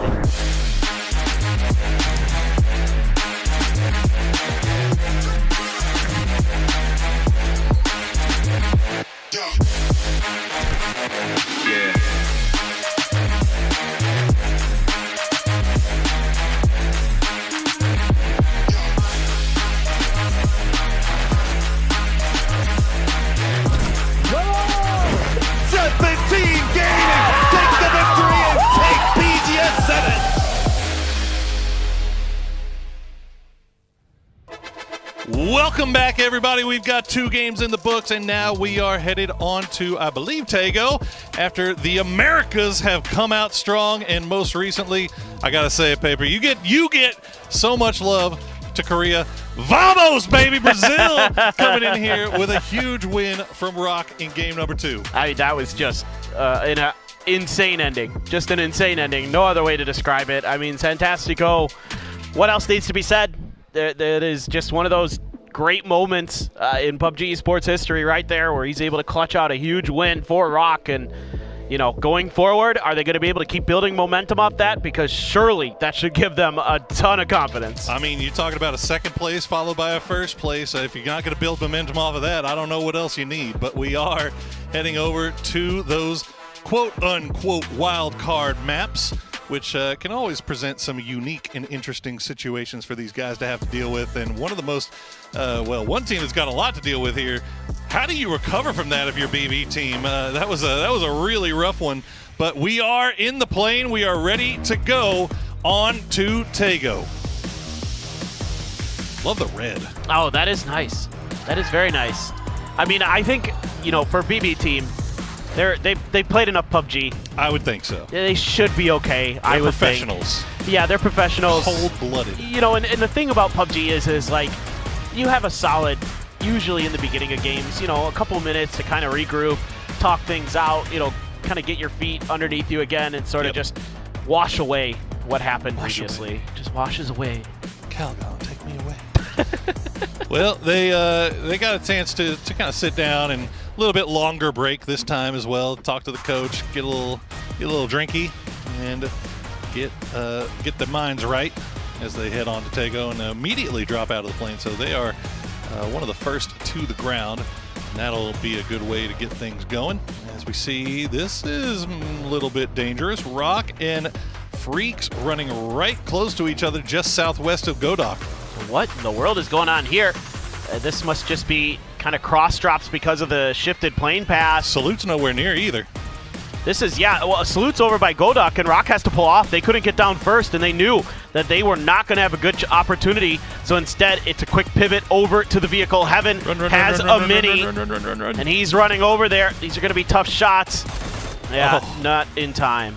Not in time, and luckily they left him a US, so that's nice of them. Are they going to chase him? No way they chase him, right? No. There's no hope. Not chasing. We'll go back to Godok. We'll loot up as Salute has found the city completely empty. New circle has popped, and we are going back down to the southeast. Looks like we're centering just off to the northwest of Buksansa. Yeah. So we'll see. We had a circle over here the other day, and maybe kind of in a similar vicinity. Don't know for sure, of course, but just, you know, kind of wait on this one. But a lot of teams had a drop on that northern island because of the plane path, so there could be a few awkward situations trying to cross those bridges. But the westernmost bridge has 2 levels, so it makes it a lot safer to get across. One of those bridges, you got to make a jump, and you can do it from the north side to the south side. You know, a lot of times you're going to see teams using the ramp, but there is that little, I don't even know what to call it, like a girder that sticks out. Yeah. There's a way to do it. It's definitely possible. We have seen, we've seen teams do it, and we've seen the same team fail it. So sometimes it's a lot harder to miss or harder to hit than you might otherwise indicate. Well, Biel and the rest of the Rock Boys already sending it down across the bridge, so they won't have to worry about any potential bridge camps. T1, meanwhile, after the freight train that they boarded in game number 2, what did they end up with? Like 13 kills, something like that? It was 14 maybe. Bananas. I mean, that is, you know, I think T1 pulled off of their Chumacera drop spot, and I think you can pretty well say that that ended up being the right decision for them. I would say so. This is a team that could fight out in the open with the best of them, and they are showing you why. You know, tremendous mechanics. You know, Sonic was praising his team's sort of diligence during the week off, where they were grinding, they were practicing a lot, getting ready for this. There's still a lot at stake for this T1 squad in terms of, you know, their rankings and where they're going to be going the rest of the year and getting into EWC and things like that. So, yeah, they are fully locked in, at least so far, here in the finals, and definitely looking forward to this. I'm just going to shut up and watch. Yeah, just a little replay here of sweet Santastico generously taking the 4 1v1s that BB was willing to provide him after they went up 4-2 or 4 players to 2, but Santastico just playing that rock like a Stradivarius, and that chef's kiss, the perfect flashbang at the end to secure the dub. That is we're going to be seeing highlights of that for the rest of the year. Hope you liked it, because you're going to be seeing a lot of it. that one's going to be all over PAS at the beginning of this in this season. But we do have an interview with Shrimzy and the Falcons after their Game 1 win. Let's see what he has to say. Hi guys, it's Bella. I'm standing with Shrimzy, my captain. All right, Falcons won the bird war on the first Miramar, but we saw you laugh heavily at the end. What happened? Well, Tig was talking a lot of smack, so I just decided to put him down and get the last kill for all the fantasy users. Do it for the fans. All right, thank you. Thank you too. Yeah, thank you. All right, we're gonna go back to Tego. Bye. Bye. Well, thank you. I mean, look, it's good that the boys are keeping the fantasy players in mind. As Nixie has that M249 and ooh. Okay, they'll get Dons, they'll get Cold, they'll get Spaceman. Can they get Suze as well, as they executing a little bit of a bridge camp over by the fishing camp? This is their normal drop. They haven't been able to use it, though, because the Expendables has the same drop, but the Expendables obviously not here in these grand finals, and now VP able to play Tego the way they want to, and they're going to find 3 kills to start off the match. Well, I talked about it at the beginning. So many teams on that northern island. Had to wonder, is somebody going to make a go for it? And VP, you know, kind of frustrated. You could see it on camera when we were watching some of the highlights from the last game. Their reaction after losing that battle against T1, you know, a lot of frustration being shown. And this is a way to kind of, again, reset, change your mindset, change everything about the rest of the day potentially. Get one of those good bridge camps, get some good kills, and kind of move from there. And they are back up to 4 strong, and they take 3 away from Taikula. Well, while that's going on, we have 2 E-pickups in the air as well, as we've got BB Team and Theraton 5 making their way down to the southeast. It looks like BB Team will go long, and they should be free. We'll keep an eye on Theraton 5, see where they go. T1, meanwhile, on this northern side, getting a little close to Twisted Minds, but should be safe. I think they're just stopping down to scout a little bit. Dude, I love how BB just said, screw it, we're going as far away from everything as possible. They are completely on the other side of the circle, knowing that it's going to be wide open for the looting and vehicles and all those good things. T5, you know, I don't know what they're planning. Are they going to try and drop on Buksan-sa? No, maybe going all the way to Ohyang? The 5 roads, that's what Ohyang means essentially. Like 5 roads, yeah, I think. Something like that. Not me stopping right now to count every single road going into Ohyang. Well, I can see T5 dropping, and that looks to be the play. They're going right in there. And let's count the roads, chat. 1, 2. Well, there's like 5 3, like 4, intersections, I think, or something like that. 5. I don't know. You know what? Count it. Yeah. So it looks like 5 to me. Thanks. You're welcome. Well, their top 5. Looks like Fluky will stop down in Ohyang proper. The other guys kind of spreading out. I think when you have the E-pickup, right, one of the first priorities to see if you can maybe get vehicles if they haven't been picked off, and it looks like they should be safe as far as that's concerned. Now, BB Team did have eyes on them as they were dropping, so Ranger X got left behind. Not sure if he's got a vehicle as well, but you can see Rossa did his situation a little bit rough. He had to dip. I'm a bit worried about Ranger X. Yeah, he might be in trouble here. Well, we'll keep an eye on that. 4 a.m. meanwhile. Let's see them just east of center circle. Now they've got Forest just off to their west and Buksansa off to the south. Falcons also off to the south here, but they should be safe in this 2-2 split. Very tight 2-2 split. Very close to each other. I mean, in fact, you can see both on the same mini-map here. Yeah, it should be fine for now, you would think. Rock going to play southwest side in between Day Trade and VP, but everybody kind of lined up in similar fashions, getting ready for this next circle. Just, you know, point man, stretch out towards the edge of the circle with your other 3 members and try to find some open space. Now, the good news here for Rock is that compound just ahead of RBN is in fact open, and they've likely got prio onto it unless VP just happens to take a 90-degree turn to their right and drive over to it, but it seems like they're just content to keep taking whatever space is given to them. Begopa grabs one of their E-pickups and puts it down near Yongchun, and they are going to, I assume, be taking this all the way. I don't think they want to cross any more bridges, and just try to see what Circle 2 does. And there goes VP, yep. Just, oh, they turned. So they're going to see this, R-Rock. But this compound there, still open, and VP actually isn't going to go for it either. They're just going to retreat back to safety of the high ground compound. Yeah, VP kind of driving by feel there a little bit, just seeing if anybody would take shot. Now, Sosed for Na'Vi was all by himself in the southern part of a split, and now he's going to get joined by Fairest. But he took a few shots at VP, and that might have helped out Rock a little bit, as Rock and you can see Biel just out of line of sight is Virtus Pro. Interested to see where Begopa do decide to drop, because like there is not a whole lot. I mean, you almost have to go as far south as you can here. T1, they're kind of running parallel on that eastern road. They're going to get close to 4 a.m. if they continue this direction, but it looks like they're turning in. Yeah, just a pre-rotation here for T1. Just have to be very careful with these driving paths. You're going to be dangerously close to 4 a.m. And there they are, 4 a.m. right on top of it. HS, that is disgusting. That's 2! Oh. Nasty stuff from HS, and T1 flew too close to the sun.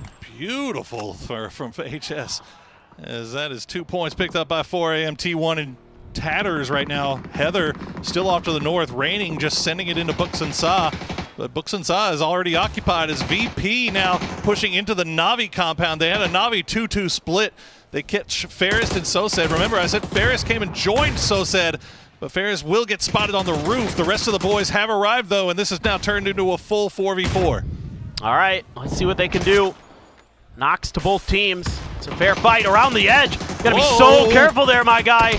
You are in trouble, but he wins it. Hakatori just better. Nixie had the DMR out. Hakatori with an AUG doing better, and look at Rock, opportunistic. This is what I love to see. And Santastico and Biel are on the move, heading over in this direction, but GK is also on the way over here. Freak's on the way over here. The southwestern side of the circle is about to turn bloody as heck, as Na'Vi continuing to hide out in the bushes will hit Ibby in the face with that molly, and it is not going to knock him down, but look at the bullets. Oh, it's so short. Biel with the shot will find Ibiza. And Rock, they stole both of those knocks. They got a couple extra big kill points there. Hakatori winding up. Another frag, just going to miss. Lucarux around the other corner, so they guessed incorrectly, and they're going to pay the price. Sosa down, stayed, turn up to bat. Watching that angle. Oh, if he had peeked that angle, it doesn't matter. Lucarux still comes up through the window. Lucarux with the AUG. We'll jump in. Yeah, we want to try to secure those points if possible. They know exactly where Hakatori was, so he knows that he is free to come in here and clean these up. And gives him a little bit of hard cover to work with, as it looks like Rock has since abandoned, but Freak's still sniffing around over here. They see the smokes as a nice spray from Luca. He's got 354 damage, but as soon as he vaults out the door, he's met with a bullet from Freaks. Yeah, the Freaks, though, not really much left they can do in this fight. Maybe leave one. Maybe just Gumin to watch with the DMR. See if he can find a freebie. But you know Rock isn't too far away either, so you have to be extra careful as the Freaks, because you don't know exactly where they went off to. You're going to have to get a little bit of info on their positioning before you commit to this fight a little bit heavier. And in fact, they're getting shot at by, I think, 17. 17, yeah. So Freaks kind of just were hoping, and they were just a hair late to the party. And this is nasty stuff. 1, 2, 3. It's just a headshot in the middle. Change target. Blap, blap, blap, blap, blap, blap, blap. And blip. One more. Why not? easy for HS. Well, Guman has stuck behind here. The rest of the Freaks started making their way off to the north, but not really far removed from each other. They've got Heaven in a compound off to the north, so Guman really just kind of free to watch over this and see if maybe somebody tries to sneak around on the backside.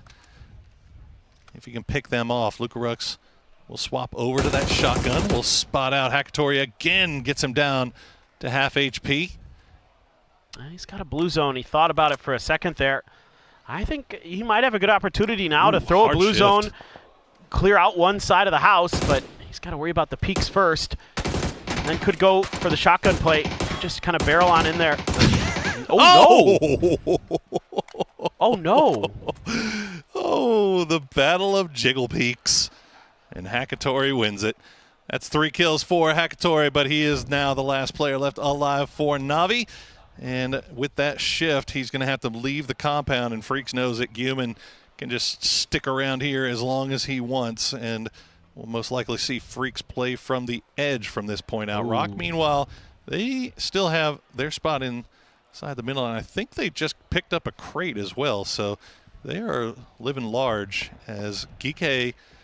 They still have a nice 2-2 split on the south side. Nobody anywhere near them. BB team off to the south has no reason to leave their spot just yet. So the south side looking still pretty tame after that fight has been finished off. But T1 now, well, they were in trouble before. They might be in a lot more trouble here shortly. Yeah, I mean, T5 had angles into this.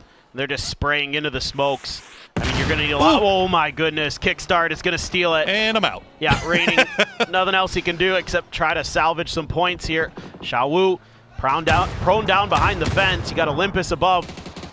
Some nades, but out in the open, it's Kiss. Goodbye, Lil Ghost. And that's the anchor player, 417, dealt with 3v3 on the other side. That grenade really close to Olympus's feet, but he's got one. Oh. They're exploding all around him. How is he still alive? Scappy now here to back him up, but it doesn't matter. Kiss. It's just Kiss again. This guy absolutely cracked as Kiss is making a name for himself here in PGS 7 and 8. APAC already knew about him. We're getting to learn about him now as Kiss and the rest of Forest will fight their way in from the north. They've got Begopa just on the other side of the hill, but it looks like Kiss is already aware that they may have danger close. Oh, the Freaks. Now they've set up a bit of a fortification. Rock getting pushed from a couple different angles. And that's 2 knocks there for Salute. And they are going to continue to make their way forward.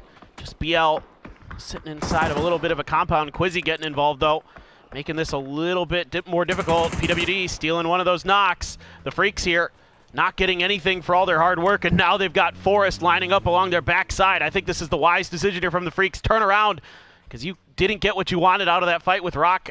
Geek is there, and they're going to have high ground over you. So you need to figure out what in the world's going on back here. And unfortunately for the Freaks, but very fortunately for Geek, those are some easy points. Pick up another one. Geek keeping it low, keeping it high. Heaven will spot out Kiss, though. And before he can get behind the tree, he gets taken down and flushed out, as that'll be a point picked up for the Freaks. And now the hard shift coming, or not a hard shift really, but just a shift away from Buksansa. So all those teams on the north are going to have to fight over a very small bit of land here. Well, as the Freaks now, you got to keep your head on a swivel. Never know when Forest is going to strike behind you. Still have BL. He's chilling on top of a can, waiting to see if the Freaks are going to push through. But Freaks should be diligent with this. A stun in the window. Maybe a frag. Very, very calmo, one might say. Oh, stun comes through. Nothing to follow it up. The rest of the gang has arrived. Salute, don't just walk in there. Oh, there you go. He was waiting to see if he got shot at, and he will not, but there you go. BL will get finished out, and Rock goes out in 14th place as 4AM is getting 1v4'd by Ranger X, but HS will survive and gets him with the Panzerfaust. Oh, that's brutal, though, for 4AM potentially, because here comes Rossiter Jr. One frag grenade, and it's lights out for 4AM. If it's in the door, it's done. Oh, he got outside just in time, but still, those are going to be points claimed there for Rossiter Jr. Padampong off in the distance, watching his back so he can take this fight, but he's out of throwables that'll do damage. Going to have to get it done with a little bit of gunplay here. Trying to get the res off. Smoke has to come out first. Just enough time to throw 2. and that's going to maybe allow him to get that res. Seems like it should be safe, unless kickstart. Tell you what, a butterfly flapping its wings. Twisted Minds was absolutely pinned down by T5 out in the blue before this fight against 4AM. Now they're pushing over here, has opened up Twisted to come in. They're going to find Patapong, and it's also opened things up for Falcons to come down from their high horse in Buksansa and start getting involved. Forest just going to drive right through it with little regard for their own lives, and they will make it through with 3 for now. Well, the blue zone there just going to soften up the 4AM players. Had enough heals that they could get through that okay, but are there any more first aids on the ground there for HS? He's completely out. Has a ton of boosts. Okay, yeah, no problem. But they're pinned in there. I mean, between Falcons and Twisted, you can't imagine a world where they're going to get out at least within the next circle or two before they have to kind of wait for something else to happen, somebody else to relieve the pressure. Yeah. Well, maybe day trade. Day trade. This could be a problem for Twisted Minds. Day trade, full 4-man squad coming up from the south, and does not look like Twisted has spotted them yet. Lou looking over in that direction. He's going to let them know, but before that, Thanadol will get the knock onto him. As example, spotting out Thanadol from range. Can get a little bit of damage in, but can't get the knock. And now Twisted Minds have to pull all their attention back towards the south. 4AM has been gifted an opportunity to break out if they can realize it. Falcons are also now taking a fight against Bago Pa right outside of Buksansa. And now you've got a P90 for Perfectix. There you go, kickstart. He's going to find that. There's a knock from Park Pro, but watching Perfectix, trying to figure out exactly where he can get to be a little bit safer. Another good grenade. Oh, actually, it was in Sungjong's hand. I take it back. I'm not exactly sure what happened there. But that's a little unfortunate for him. And not great. Shrimzy, the last player left alive. He does have kickstart down here. If they can get rid of 2 Heart, might be able to get him back on his feet and play this out as 2. But Guman has eyes on it as well. Shrimzy kickstart on his first bleed, so he's going down really, really slow. Has time to pop a smoke. 2 Heart, going to try to find an angle. Shrimzy will finish off Park Pro. Has to be careful, though. Don't take that knock. 2 Heart not going to give up without a fight here. Oh, he's got him now. That high ground. Oh. But you got to be careful.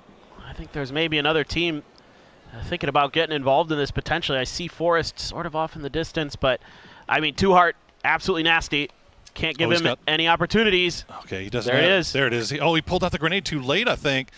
He's going to throw it right into the smokes, but it's going to fall a little bit too far, and Kickstart gets the heal off before he can throw it. Is 2 Heart. Oh, from behind, Baron will spot out Shrimzy on the high side, and now it's a 1v1. 2 Heart versus Kickstart. 2 Heart wins these. How on earth does he pull it off? Just that good, and there goes 4AM. Never really found their moment, and Perfectix example going to get in there and wipe them clean from Tago. Now you move over to Patuans, watching for 2 Heart to see if he's going to get aggressive off that angle. Going to scoop up some stuff off of those dead boxes. Tanadol, easy pickings. So he was knocked a little bit earlier by Quizzy. Now more kills coming through for Twisted Minds, for Geeke. Starting to clear out their zones on opposite sides of the circle. They are indeed. And Geeke looking down in the direction of BB Team. Bestalosh on that south side. I don't think he has any idea that he's got the snake. Suze right behind him. You can see just off in the distance, slowly out healing the blue. Geeke does lose PWD, but they have so much real estate to work with as we see Suze making his way from the south. Hakatori still alive for Navi in the blue on the north side as they are, but it looks like Heaven is aware that that snake might be there. Suze, meanwhile, still slowly making his way. Bestalock looking for him. The spray from Suze. Get him down to half HP. He's going to eat a lot of blue, and he will go down in the end. 2 Bestalock point taken by BB Team. Yep, so BB right back into another good game where they've got 4 up into the late game. Baron, though, going to find Perfectix. And I don't know what exactly happened there. Aduzi trying to put some shots into his back, but needs the vehicle. More importantly, to have a little bit of ability to make some rotations. Raining still prone in the middle of the previous circle, now on the edge of the new one. Heaven still trying to figure out what the heck is going on with Hakatori. He is just clawing his way through this blue. Salute now going to open up with some frags, but it's actually Phil first, and now Salute really wants to get in there and get these kills. Oh, it's actually Baron who takes it. Oh, he's my gonna get one goodness, more? Baron as Forrest on 7 kills now. These guys somehow, some way, even down to 1, just farming points as the smoke wall going to slow things down just enough for Freaks to not be able to finish off Batulins. And because of that, because they called Heaven back over here to deal with that, that's allowed Hakatory to get in for Navi, still alive on that northern side, as Batulin's just trying to slow things down and waste their time. You still have calling in flares. Two Hearts coming up right behind Hakatory. Might be able to steal a point there. Nope, Hakatory was wise to it. Well, he was. We got it, and there you go. Baron will go down to the blue. Hakatory took the shots, immediately revealed himself, and now Freaks are all staring down in that direction. Guman will go ahead and get credit for that one. And now, actually spotting out Geeke in the process too. So a little bit fortuitous there for Freaks that they stopped to take shots at Hakatory, because I don't know if they would have seen Geeke coming otherwise. It's a great opportunity for Raining to make a move, but he doesn't feel comfortable to for whatever reason. Still hanging out on the edge. Batulin's down. BB 4 kills this time, 4 up. DNF the only other team with 4 up, but Geeke with 3. Definitely going to be a threat here. It's just a matter of, can DNF avoid stepping on another landmine? Reminiscent of that final game on Erangel in the PGS 7 final stage. And he's in the bushes, and he's just trying to back off. He doesn't want to take this fight. DNF, though, definitely wants a piece of Geeke. Little opening damage done on a Hiruzen. Oh, what a knock from Gumin. Whoop. Good shots there on Aspiro. And meanwhile, BB team hanging out on the south side, they have a perfect opportunity to redeem themselves from game number 2, where they lost the 4v2 and gave the win over to Rock. Now they still have 4 up once again, and they are looking real nice. Look at the utility. They have everything they could need. Now, if they can just get a few more kills to go along with it, they've got Hiruzen and Quizzy pinned just uphill from them, but they have to be careful about the angles they peek, because they don't know where Freaks is, and there is that snake in the grass. Raining Salute will spot him, though. Raining lands 1 shot, and that is all it takes for Salute to take him down. Dude, Salute might find a huge angle onto the back of BB while they're fighting with Geeke. They've done some damage. Aduzi has been knocked. Frag being thought about here by Phil first.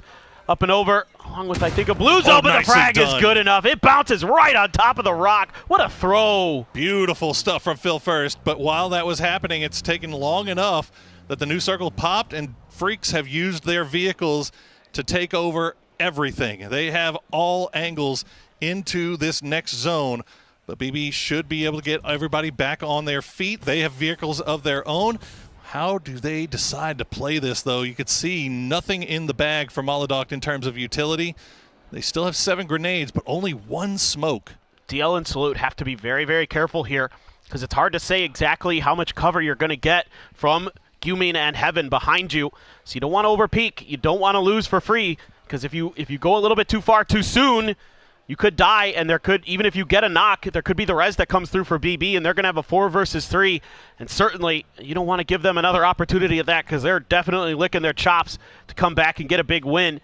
DL just going to hide behind the tree. They're going to hear this rotation. What is the counter move? A little bit of driving. Phil first. They left Phil first behind, and he's going to spot out Salute. So Salute, the first one to go down. Heaven takes a few shots. Salute will get flushed out. Guman with the spray, not going to find it. Phil first will get traded out by Deal, though. It is a 3v3. Bestalock will go down as well, as they tried to get him from behind, and now all of a sudden it's down to Maladoct and Aduzi. They spot out Deal. They've got him pinned against a tree, but shots coming from Heaven will put things on pause, and a great grenade from Deal. Aduzi goes down, and Maladoct, the last player left alive for BB team. Here we go. Guman found the final player, and he's got him. The circle in the end. The chicken dinner goes to DNF, and they played that so well out on the edge. Very good proactivity from them. The way they were bouncing back and forth between fights, never overcommitted to anything, left them with 4 up and a huge advantage in this final couple circles. Extremely well played by the Freaks, but BB team has to be asking, what do we gotta do, man? We get to the final 2, and we've got 4 players alive, and that's another opportunity wasted there to get another win. But again, great performance from them. as they find themselves in the final two. They get a nice stack of kills to go along with it, so their leaderboard position should be secured. But we are going to throw it over to the analyst desk to break that one down now.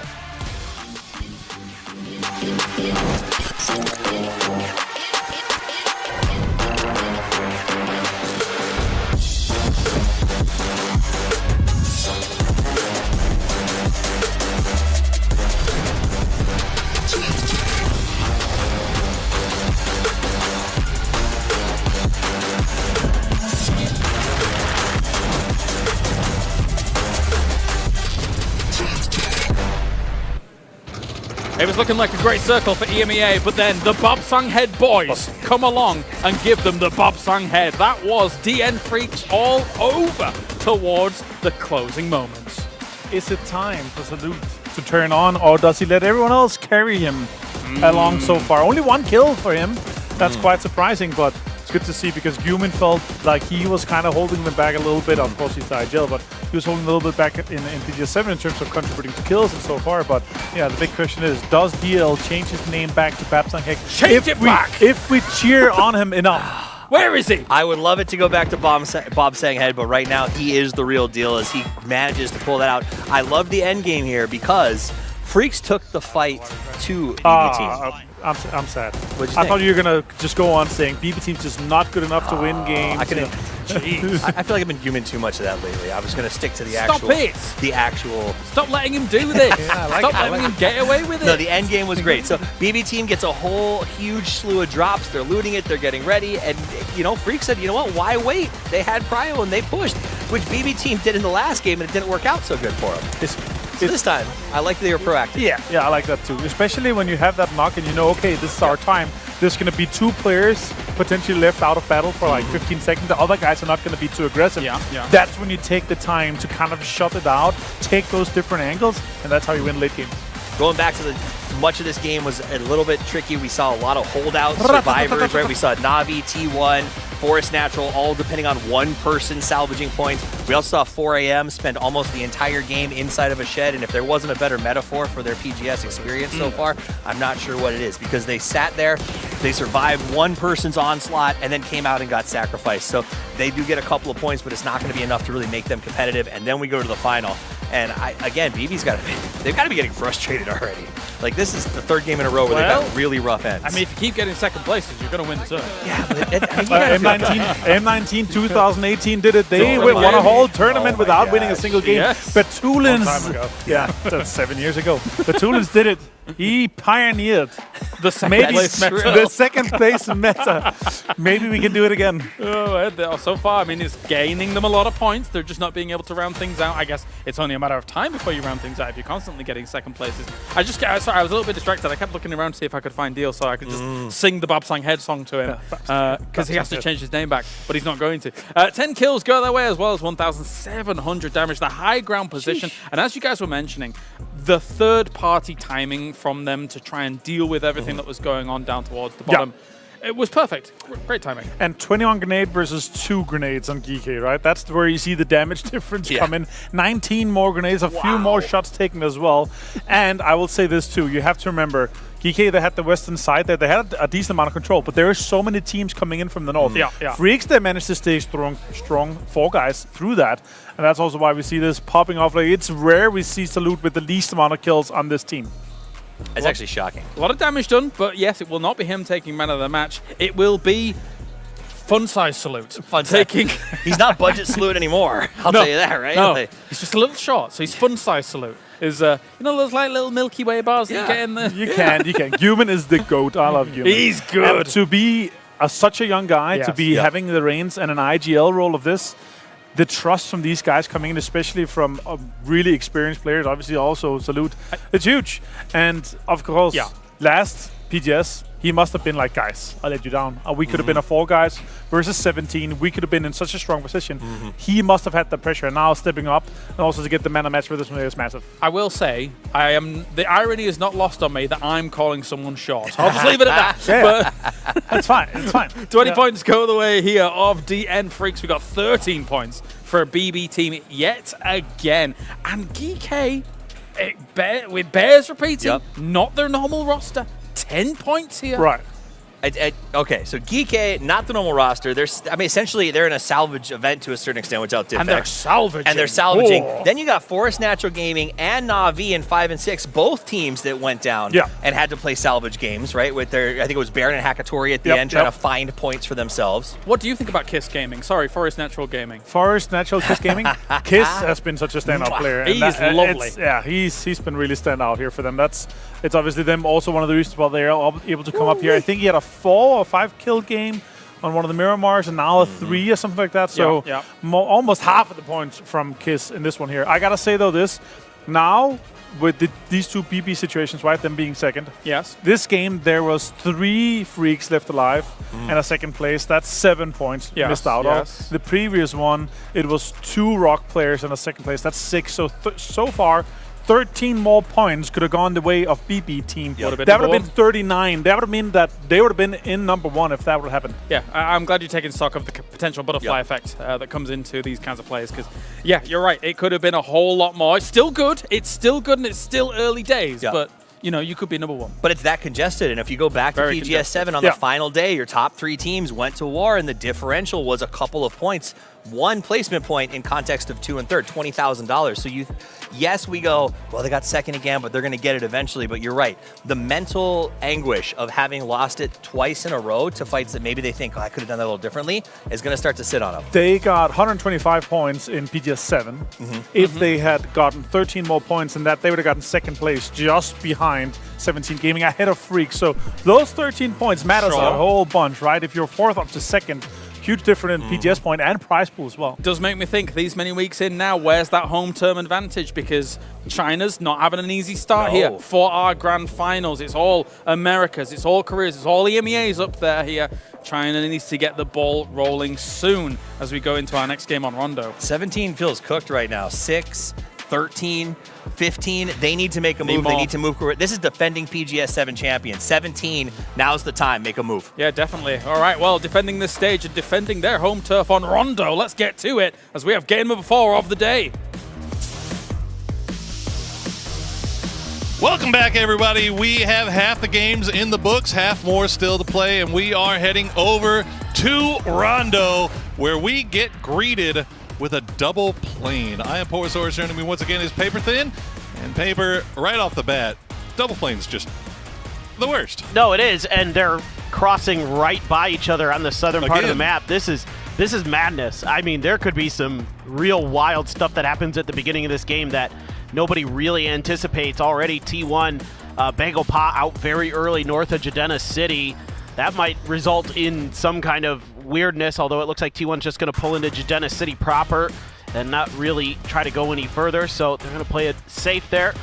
T5 out towards Tinlong Garden. GK and BB a little close there. Oh boy. As well, but it looks like GK is going to pull up. BB going to keep extending. So, yeah, it's weird, man. You see these double planes, and almost immediately you'll see, like, 4 or 5 teams just drop out instantly and just not have to deal with any of the later stuff, as well as looks like BB dropped, and GK will have some angle on him. I saw a few shots coming from PWD and Haruzen. Doesn't look like anything's landing, though, and for having the double plane again, it looks like everybody's gonna be safe. Man, that average damage for Perfectix on this Dirty. map, absolutely filthy. Crazy, almost 500. That is absolutely bananas, man. I mean, he's had a great couple of events for Twisted. He has been arguably their best player, other than him. Well, Batulins. Actually, I'd say Batulins has been better, but that's the thing about that team, man. It's so hard. Any day, Lou could pop off, Batulins could pop off, Perfectix pop off. Obviously, example, like, you just never know which one of those guys is going to be the one that does it. And now Na'Vi again getting a little bit of trouble as Freaks will pull in close. This was the long drop. Freaks, 4 AM, and Na'Vi all right next to each other. The shots coming through, and Guman will find Hakatori. He goes down at 2 minutes. That is another rough start for Na'Vi, and the Freaks continue to be so opportunistic in the early part of the game.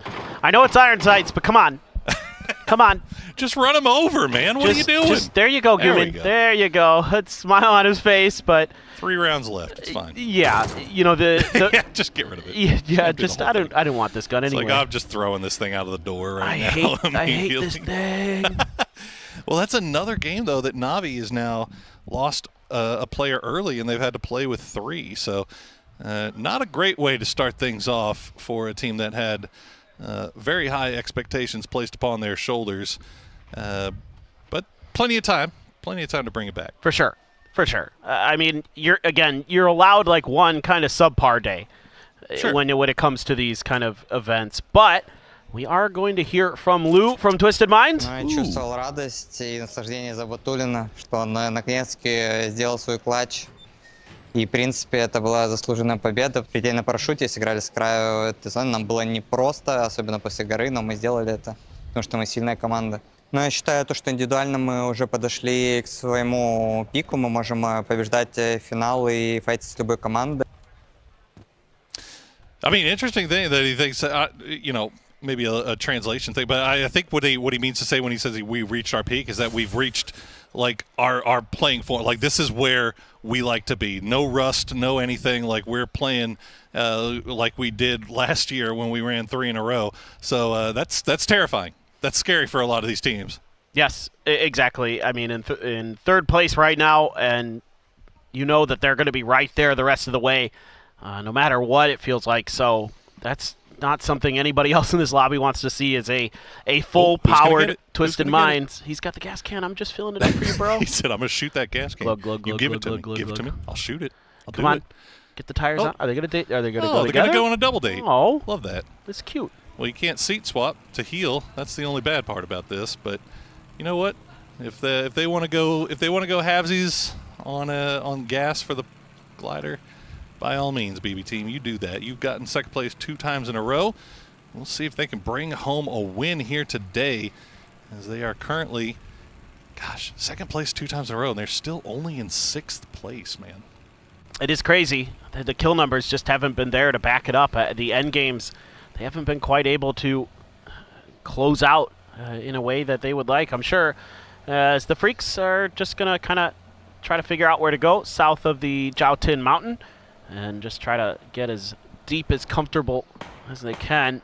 Navi don't want to go too much closer to that. H-Win has a Dragunov, and we've seen what Lou can do with a Dragunov.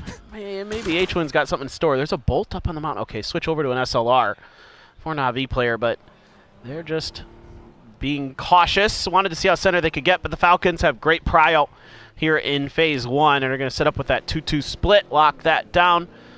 Bagel Pot, we're out north of Jadena City to start, and now they're driving very, very near Twisted Minds, and you have to be so careful with how you navigate this. Can easily lose a player out of nowhere to a Twisted Spray. So better be diligent, better be good behind the wheel. Yeah, I think Perfectix heard the engines and was like, you know what, I'll just kind of hang out over here if that's cool with everybody. And, yep, kind of long range. I don't think anybody's going to get close. Oh, they're driving close to Perfectix, Akon, though. Akon getting a little bit closer. This might be worth a spray if you're Perfectix. Or maybe not. And then Songjong off in the distance. Yet always shoot the trailing car. Unfortunately, this one a little bit too far away. Khan will hit the tree, and we'll get back on the move. Well, all's well that ends well. A little bit of EMP here for T1. Belmoth right above. Got to be real careful here. And these cars are stopped.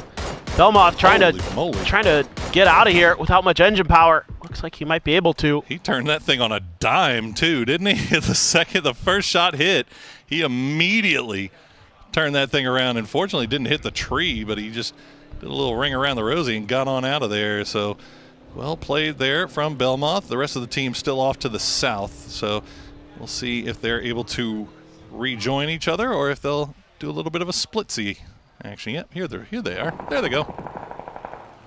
Look at Fluke up in the air. APAC players and gliders. Style points? Do it. Under. Oh, yeah. All right, now what else you got? Come on. In between the cranes? Do a stunt. Yes. Oh, beautiful. Amazing. I love to see it. It's just nothing greater than seeing some good flying. you think he's shouting over to VP? He's like, "Hey, you see that? What's up, guys? Did under the bridge? Did the trick? They're gonna go over here by the Riverboat Casino, get a couple hands in. Yeah. Okay. Yeah, why not? That's I'm down. Man of my own tastes. Well, VP, they've got their front man off in the distance. They're still. Well, they're not in the circle. I can tell you that much. I'm not sure exactly where. Okay, they're on the south side. They're slowly coming in, but there's nothing anywhere near them, really, so they should be okay for the most part. Yeah, Lukruk's going to have to wait a little bit right at the edge of the EMP zone, or maybe just hop in to the Pico with Ibiza. Pico. And he doesn't have a ton of 5-5 left in there, so he's going to need to find a little bit more.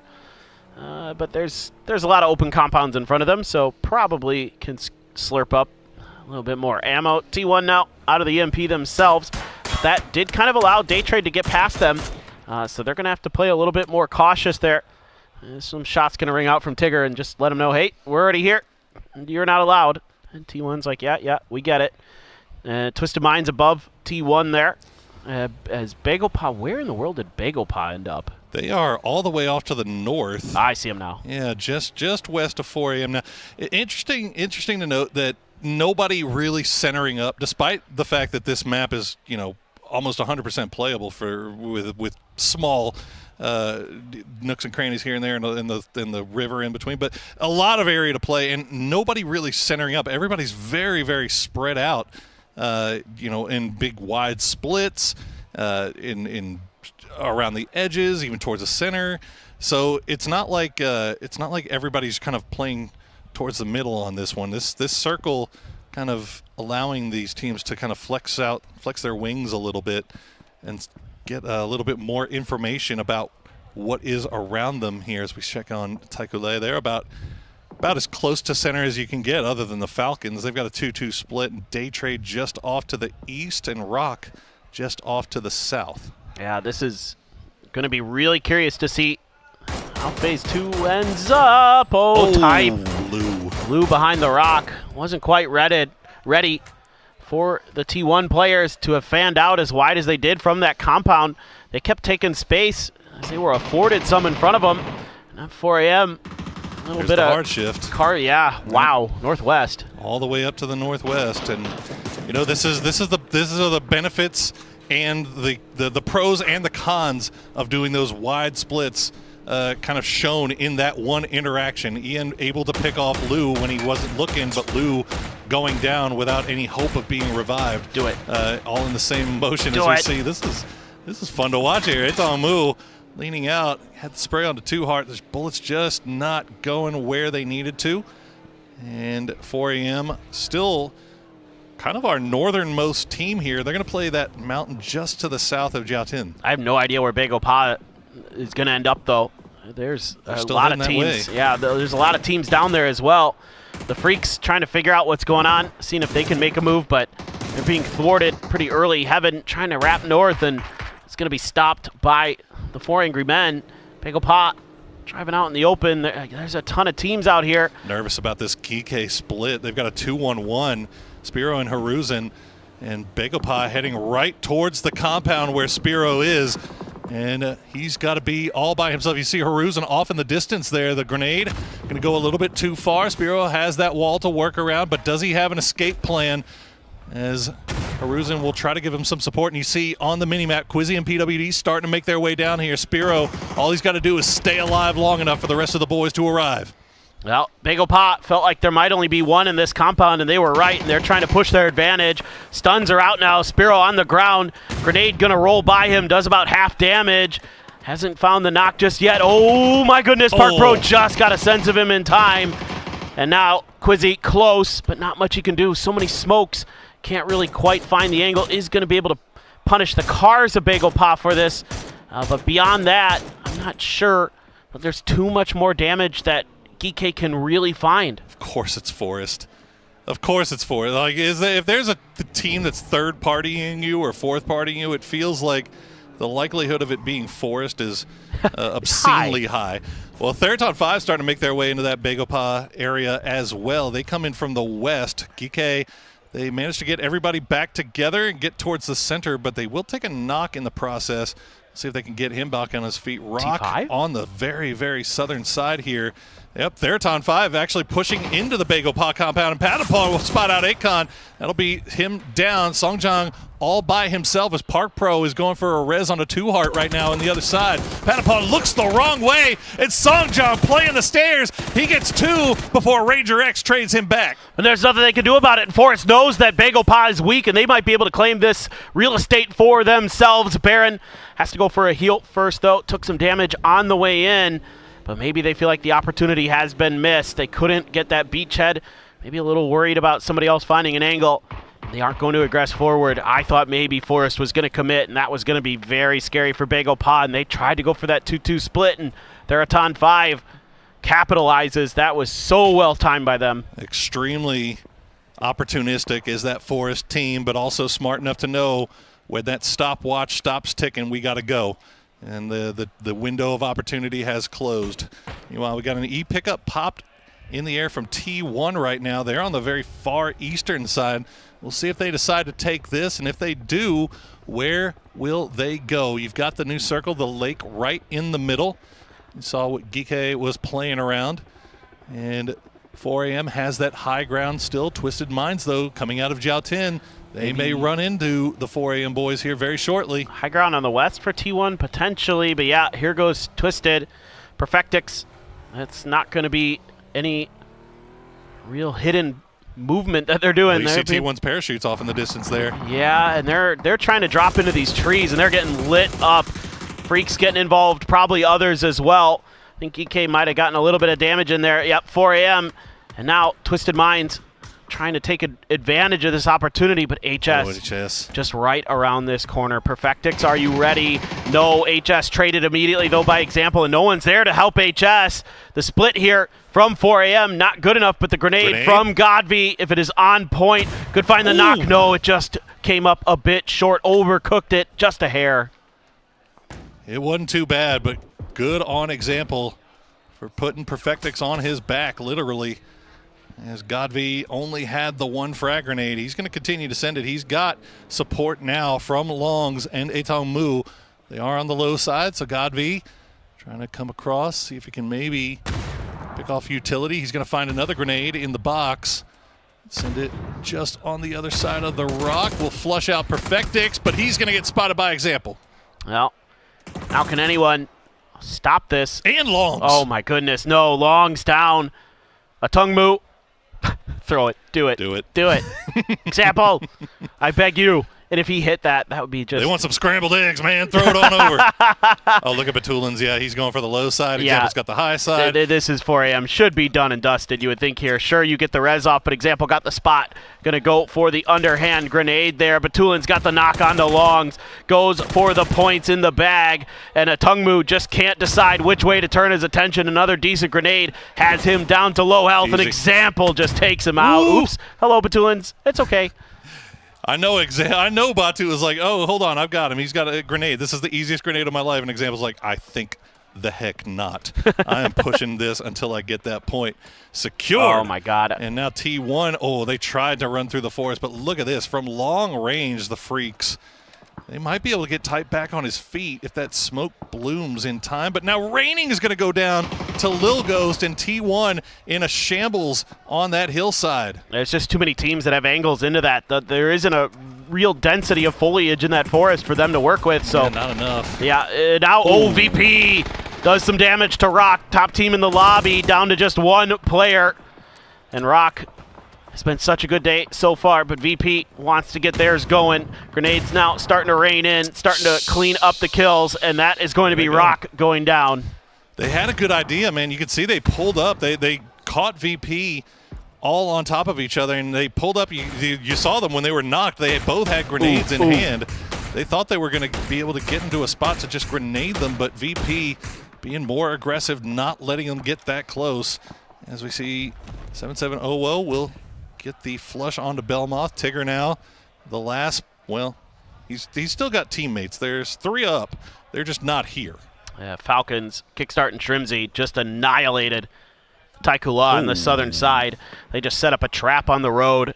A couple players are, Tiggleton as the anchor point at the circle edge of the new zone, but the other 3 hanging behind, making sure their backs are clear, and they find 4 big kills, 4 big points. Yeah, it's all okay. Fairest not really able to get the spray to connect. Swaps over to the SLR. No extended mag in that. Ooh, he's taking some damage into the pan. Yeah, Tigger, his vehicle's blown up, so he can't go any further forward that way. Still on the edge, still in safety, but you got a couple teams that are angling down on top of you as day trade. Yeah, Na'Vi down to just 2. Playing around in the hills. Should be safe from day trade for the time being, but yeah, that problem is 17. They've got 2. Shawu and 7700 just freely looking down in this direction. Nobody up in the area where 17 is currently. They have complete control of the northeast. T1 managing to get the revive, so they're back up to 2 strong. Heather and Raining, and they're inside the zone. And we got to figure out what's going on with this Forest Twisted Minds on the north side, and then you've got BB Team and T5 coming in from the south. Forest knows that Twisted Minds is weak. They might have an opportunity. In fact, 17 is doing damage, so that might kind of make this a little bit trickier for Forest actually committing to this fight. You might get shot in the back. They just keep driving. Oh, hello, Baron. Baron, you got to get out and do something maybe, because you're just going to get knocked here momentarily, I would assume. Example? No way. Oh, my goodness. No way. It's so hard to hit that last one. Xiao Bei actually going to be the one that gets the last shot into Olympus. Batulins is down. Scappy trying to push across the rocks. He's going to drop down. He's got a grenade ready to go. Example, not going to let him get away with that for free. Comes across, gets the knock, but goes down in the end to Kiss. And now Forest can try to take a I don't even think they have time to regroup off of this. This is less than ideal, because 17 is just harassing them. Too hard, so I think they can get Scappy. Yeah, they'll get him in the car. And this is the other part that we were worried about. BB Team pushing in from the south will run into VP. Yeah, this is looking scary for both of these teams. A lot of knocks both way. A doozy, last one alive for BB, AK in hand. Gonna have to get it done with just that gun, it seems like. So now other pieces of utility come flying out the blue zones. Going to land right on top of Molodoc. Does have a blue zone bag, but no, not going to last long with 2 of them there. That's going to be another one going over. Lucarux being attempted to be rezzed. Should be doable. Nice. Now you just got to worry about a doozy. Yeah. He goes for the hip fire there as he's jumping down. Just got to find the angle here. Ibiza going to be the one to take the space. Has the 3x spray. Can't connect with the QBZ. To find a little bit more, and they've got him done. It took a while, but you got there. Goodness gracious. 7 kills for VP as they defend their dip. While that was all going on, off to the west, Theraton 5 finally gets rid of Geeke, but they are down to just Patapong as Begopa has been hanging out on the edge of this, farming knocked players, and now they know they've got Patapong pinned down. The grenade going to fall a little bit short. Patapong has to leave the blue, and Park Pro, this should be all academic at this point. One more grenade hopefully should do it, and it will. Park Pro picking up Begopa's 4th kill. Yeah, this is a nice salvage game. T1 finally dealt with. I can't believe they were still alive. I thought they'd been knocked out ages ago. Gonna get a placement point out of it. Not many kills to speak of, just 1 for T1 in this one. Now Begopa trying to find a way through with Forrest looking at them. VP driving ahead. VP has a nice little hillside to use here. Kind of align themselves, try to keep them outside of the Freak's vision. Falcons, though, doing some damage to Day Trade as they come through. Already lost 1 player on the way. The other 2 very beat up.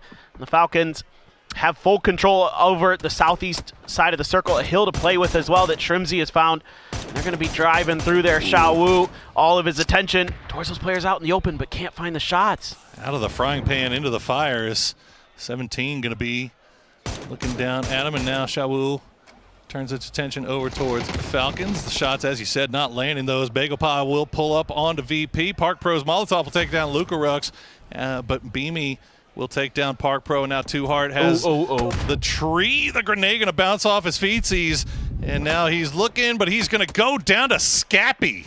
Oh, but only Ibiza left as Kickstart from afar actually got a knock onto VP. So now he's going to have to try to use the safety of this Pico Bus, but they're lighting it up, and it's going to blow up. They have to back off and hope that it lands decent. Scappy going to claim one of them in the meantime. H-Win, they're going to light this thing up. And it's about to blow. You just got to pray it doesn't spiral back at you. That's anticlimactic. That was very anticlimactic. I'm sad. That's okay. Well, the Falcons up to 6 kills, man. They've been controlling that southeastern side. We'll see where the circle decides to go. It gives them a little bit of love here as well. Freaks getting the love as they have the compound inside the zone. VP should be able to get up to 3 strong. 17 still wrapping around on the north side. I don't think Baron has any idea what to expect, but he's going to know now as 7-7 Owo gets the knock. He'll try to go for the flush as well. Well, at this point, he's basically dead to rights. That one right there isn't going to finish the job, but it damn well near will. Now Ghost starting to come out as the other players from Forest have been identified by 17, trying to cut off those angles, but it's Tiggleton from downtown. DL as well, trying to make it rain into him. VP trying to use the chaos and confusion to make a move of their own. And they have set up, and they have gotten behind Forest, who suffered some knocks. So, you know what? Well, they're out in the middle of nowhere, too. Yeah, and they're going to find him. They'll get the spray, and Beamy will collect another couple points there for Virtus Pro. They are up to 10 as they are fighting now down from the northwestern side. 17 gets their res. They're back up to full strength, and it looks like Lil Ghost and 7-7 Owo will make their way back over towards the northeast, but you snake in the grass for Day Trade and Thanadol. And it doesn't look like anybody except for Falcons is looking over in his direction. Falcon should be pretty damn well aware. 17 should have an inkling, and now he's in a vehicle, so everybody realizes it. And, well, nice try. We go down to our final 4 teams, but look at this. 4v4v4v3 is what you're going to be faced with coming into this final 4. It's a phase 6 circle. 17 has just enough of an edge to kind of set up a few cars and try to take a fight with the Falcons, but the Falcons have a great hill to hide behind. There really isn't going to be much that 17 could do about this initially without some really good knocks to maybe break things open, and they're getting peppered as they try to get back to these cars. I think the good news for them is I don't think the Freaks really have an angle into them, and so they're okay. Plus that exploded car is going to offer some nice hard cover. VP has to use the smokes to get through now, and they have been trucking this match, but going much further in this one is going to be really challenging. They have the most difficult position. There just isn't a ton to work with. It's downhill. It's wide open. A couple teams are going to have angles into it, and I don't know if you have enough smokes to get there.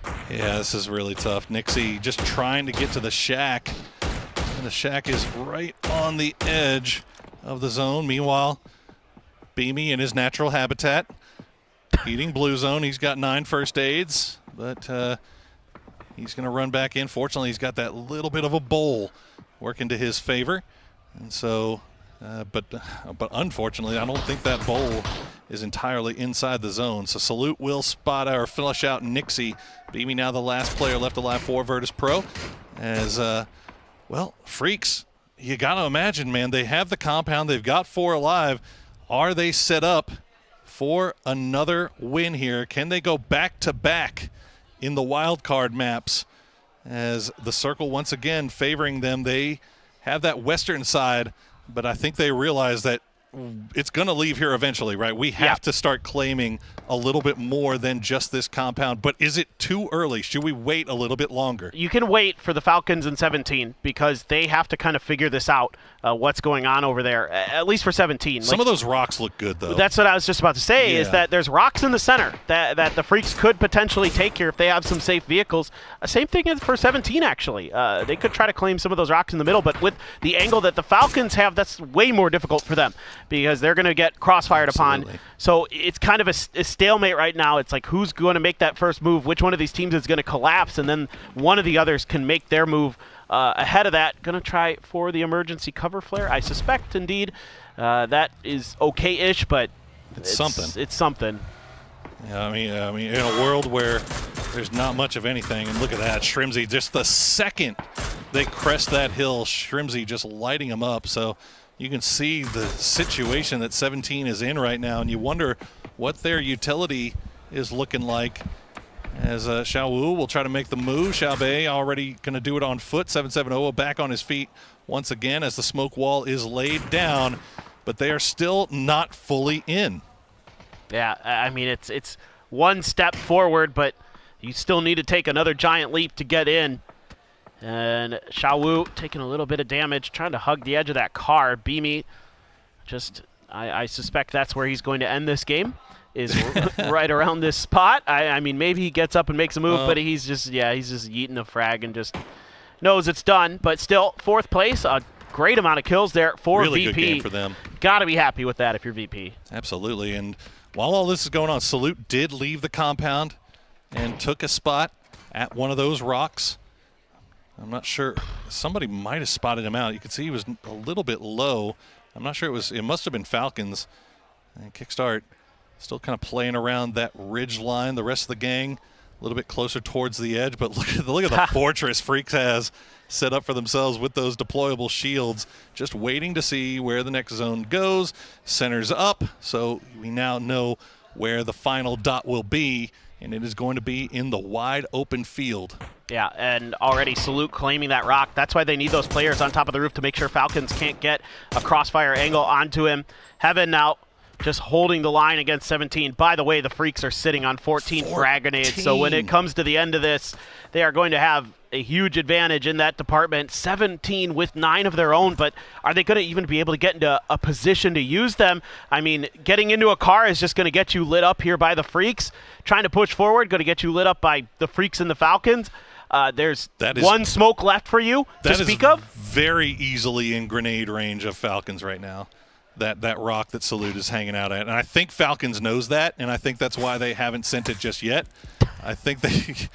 Yeah, 17. He's even laughing. He knows. Just giving him the. Well, you know, the thing is, the taser. Honestly, denial here is fine for 17. I mean, you might as well just blow yourselves up. That's really your only option, if we're being honest. Yeah. I mean, you know who these teams are. It's Freaks. It's Falcons. Neither one of these teams are people that you want to give points over to.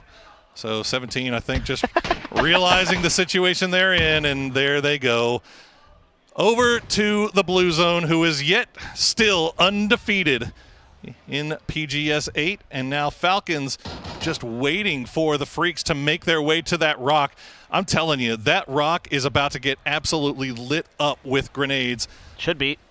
But again, you said 14 for Freaks. And here they come. They're going to find Salute to start things off. And the trade actually coming through is Salute will find Kickstart with one. Now it's just trying to scrape as many points as you can. And maybe the win could come through. The Freaks go way wide. Tiggleton gets one. Oh, no. Almost gets two. The Freaks there try to make an aggressive move, and they pay the price. That might open the door for the Falcons. They had to do something to try to get into grenade range with all of this utility that they had, but look at the knocks came through. Their 14 grenades is down to 3, and now all of a sudden Falcons has them pinned down. They know exactly where Guman is. They are up to 9 kills. Kickstart should be resable as well, as Guman got left behind, and Heaven is just, I mean, he's alive by the grace of the deployable cover. He's got no helmet, and that's just going to make things extra difficult. Now just tear that thing apart. Yep, absolutely the right choice here. Guman out in the open. Guman done. Heaven, the last one standing. Molly's to try to flush. Even Heaven goes for the peek and immediately pays the price. He has the cover, but now the Falcons can flank out and get the win. Tiggleton there to clean them up, and it is going to be the Falcons who take their second win here in the PGS 8 Finals. What a first day here for Falcons. What a way to make themselves known and let the lobby know that they are here for business. Another win picked up, and now, again, Freaks, we're starting to see a trend here with teams making it to the late game. The same faces are showing up again and again, and that's a huge win, though, for Falcons. Absolutely. I mean, the heavy hitters have come to play here in PGS 8. Some of the biggest names we have been trending high on the leaderboards, and we will have to see if they can keep it up.